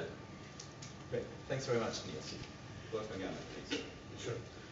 Yeah, really early in my professional career, I learned that wherever you go, wherever we go in our business, you find some kind of capacities. Even in the most destitute areas and in the biggest disasters, there's always something that you can build upon and that you can utilize. And I think it's something we must not forget. And this capacity very often entails a lot of innovative potential.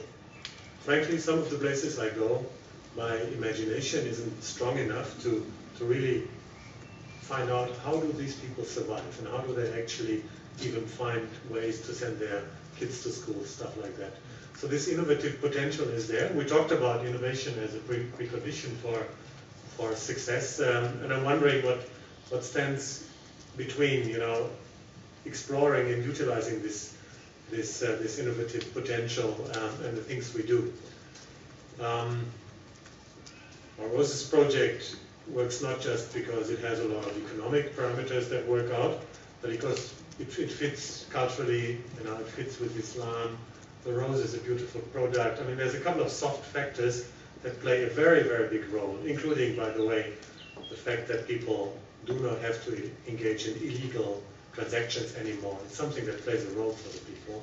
So what is needed, I guess, to find out what are the traditions, the norms. You mentioned, you said opinions are becoming more stronger the more you go to the bottom of the pyramid.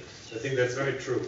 Opinions, traditions, beliefs stand sometimes in the way for unbinding this innovative potential. Probably we need to find out better what are those preconditions. Thank you. Thank you very much. Monica, please. Sorry. Yeah, thank you.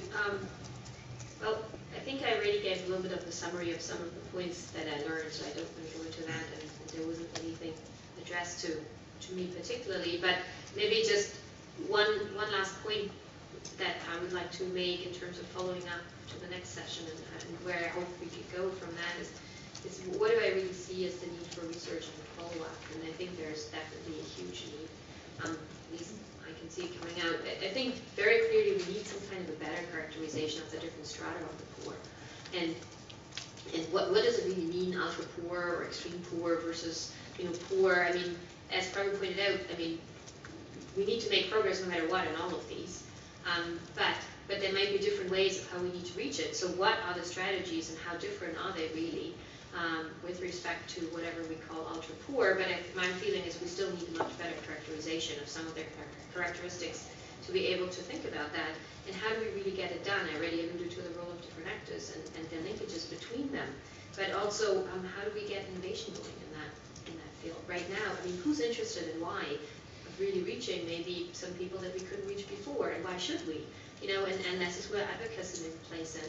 Is saying, this whole thinking about can we really make poverty and hunger history?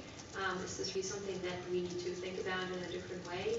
And then how does it help with really getting innovation and innovators thinking around new practices, new strategies, new techniques, new roles of different actors going? In terms of really reaching, the different types of poor in the way of how that we can really, meet their needs best. So that would be just a few points that come out of the discussion so far. Thank you. Great. Thanks, Monica. And to you, Tony. Thanks for letting us be a part of this conversation. Two quick things. The only reason there's room for an organization like MARGIP to operate is the private sector hasn't yet seen the benefit of tapping this largest untapped market, the African smallholder. So what we see ourselves as doing is creating an incremental, permanent, and sustainable demand for private sector products and services. To the research point, it's actually quite exciting for when you're going to be in a room full of very bright academic and research professionals, because we are actually very focused on research. We're an organization that believes that life-saving agricultural technologies have existed for decades. Where research is really needed is on issues of getting those tools into farmers' hands, accessibility, affordability, and couple it with training. And so we're excited to try to participate in the research agenda going forward because we think there's a lot of room. Thanks. Great. Thanks very much, Tony. Now, Stefan Schultz. Yeah, thank you. Well, they envisage coffee becoming now a real carrot. So, well, first, I think there is hope. There is no reason to declare the battle lost. But however, we cannot solve the problem from within the agricultural sector alone. I'm very convinced about that. Not alone. There is a lot of success all over the world. Development is going on. There are a lot of success stories in many places. In success stories in development cooperation, in public-private partnerships, in private sector NGO activities. No doubt about it. Very excessive. We have become far more effective and far more efficient. And this is at least partly due to the fact that action, governmental, non-governmental, private sector action, is very specialized, very targeted, organized in sectors and silos, with very, very good results.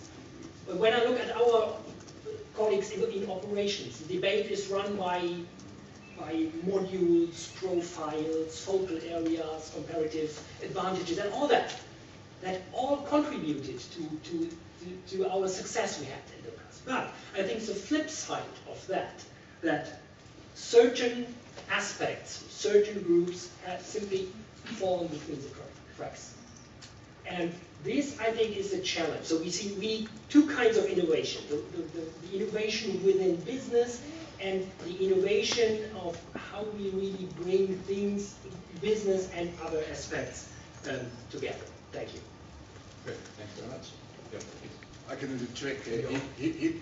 I can do the trick. He did to say, well, you know, everything's been said. Well, first of all, business is not the answer to everything, so don't worry. We're just one of these actors in this wider game. But what I do see is that you know, the likes of Nestle, Pepsi, most major companies are changing, and they're shifting from you know, sort of the on-the-side type of marginal philanthropy type of thinking on these issues to putting it into the mainstream of the business models. Now those are the leaders. Of course, the business community is not just those companies. It's sometimes I think it's like an ecosystem, you know, where you have a few elephants and the majority of the biomass is insects.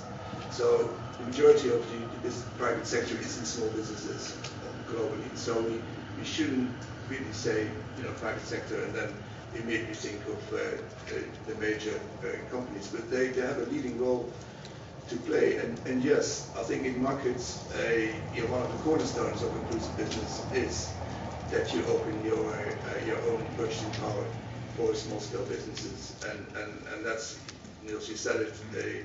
Most companies have already programs of that nature. So yes, captive markets is one way of dealing with it. What I found really, well, I shouldn't use the word interesting, but the debate we had already in this past hour made me regret that I wasn't here the first 2 days, because it's true that I think most of the business type of activities in this sort of area will not address the extreme poor, and probably creating better awareness that you could do harm, or actually to create new way of thinking, actually to include them into your programs would be very useful. Now, I'm not saying how to do that, perhaps that's the afternoon, but I really think that there could be a potential for unintended consequences of businesses moving into this area and not knowing really that they are actually doing more harm.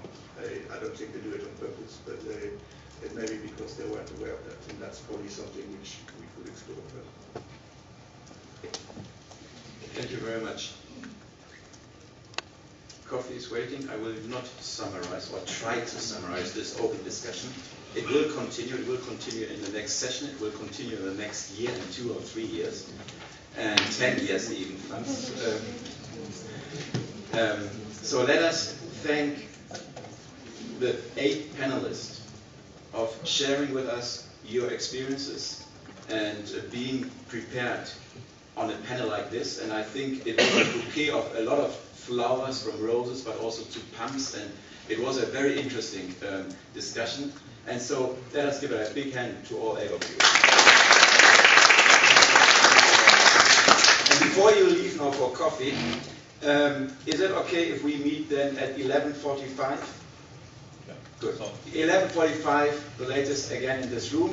And I would like to remind you that if you're interested in the table discussions after lunch, you may like to write your name on that whiteboard. Have a nice coffee break.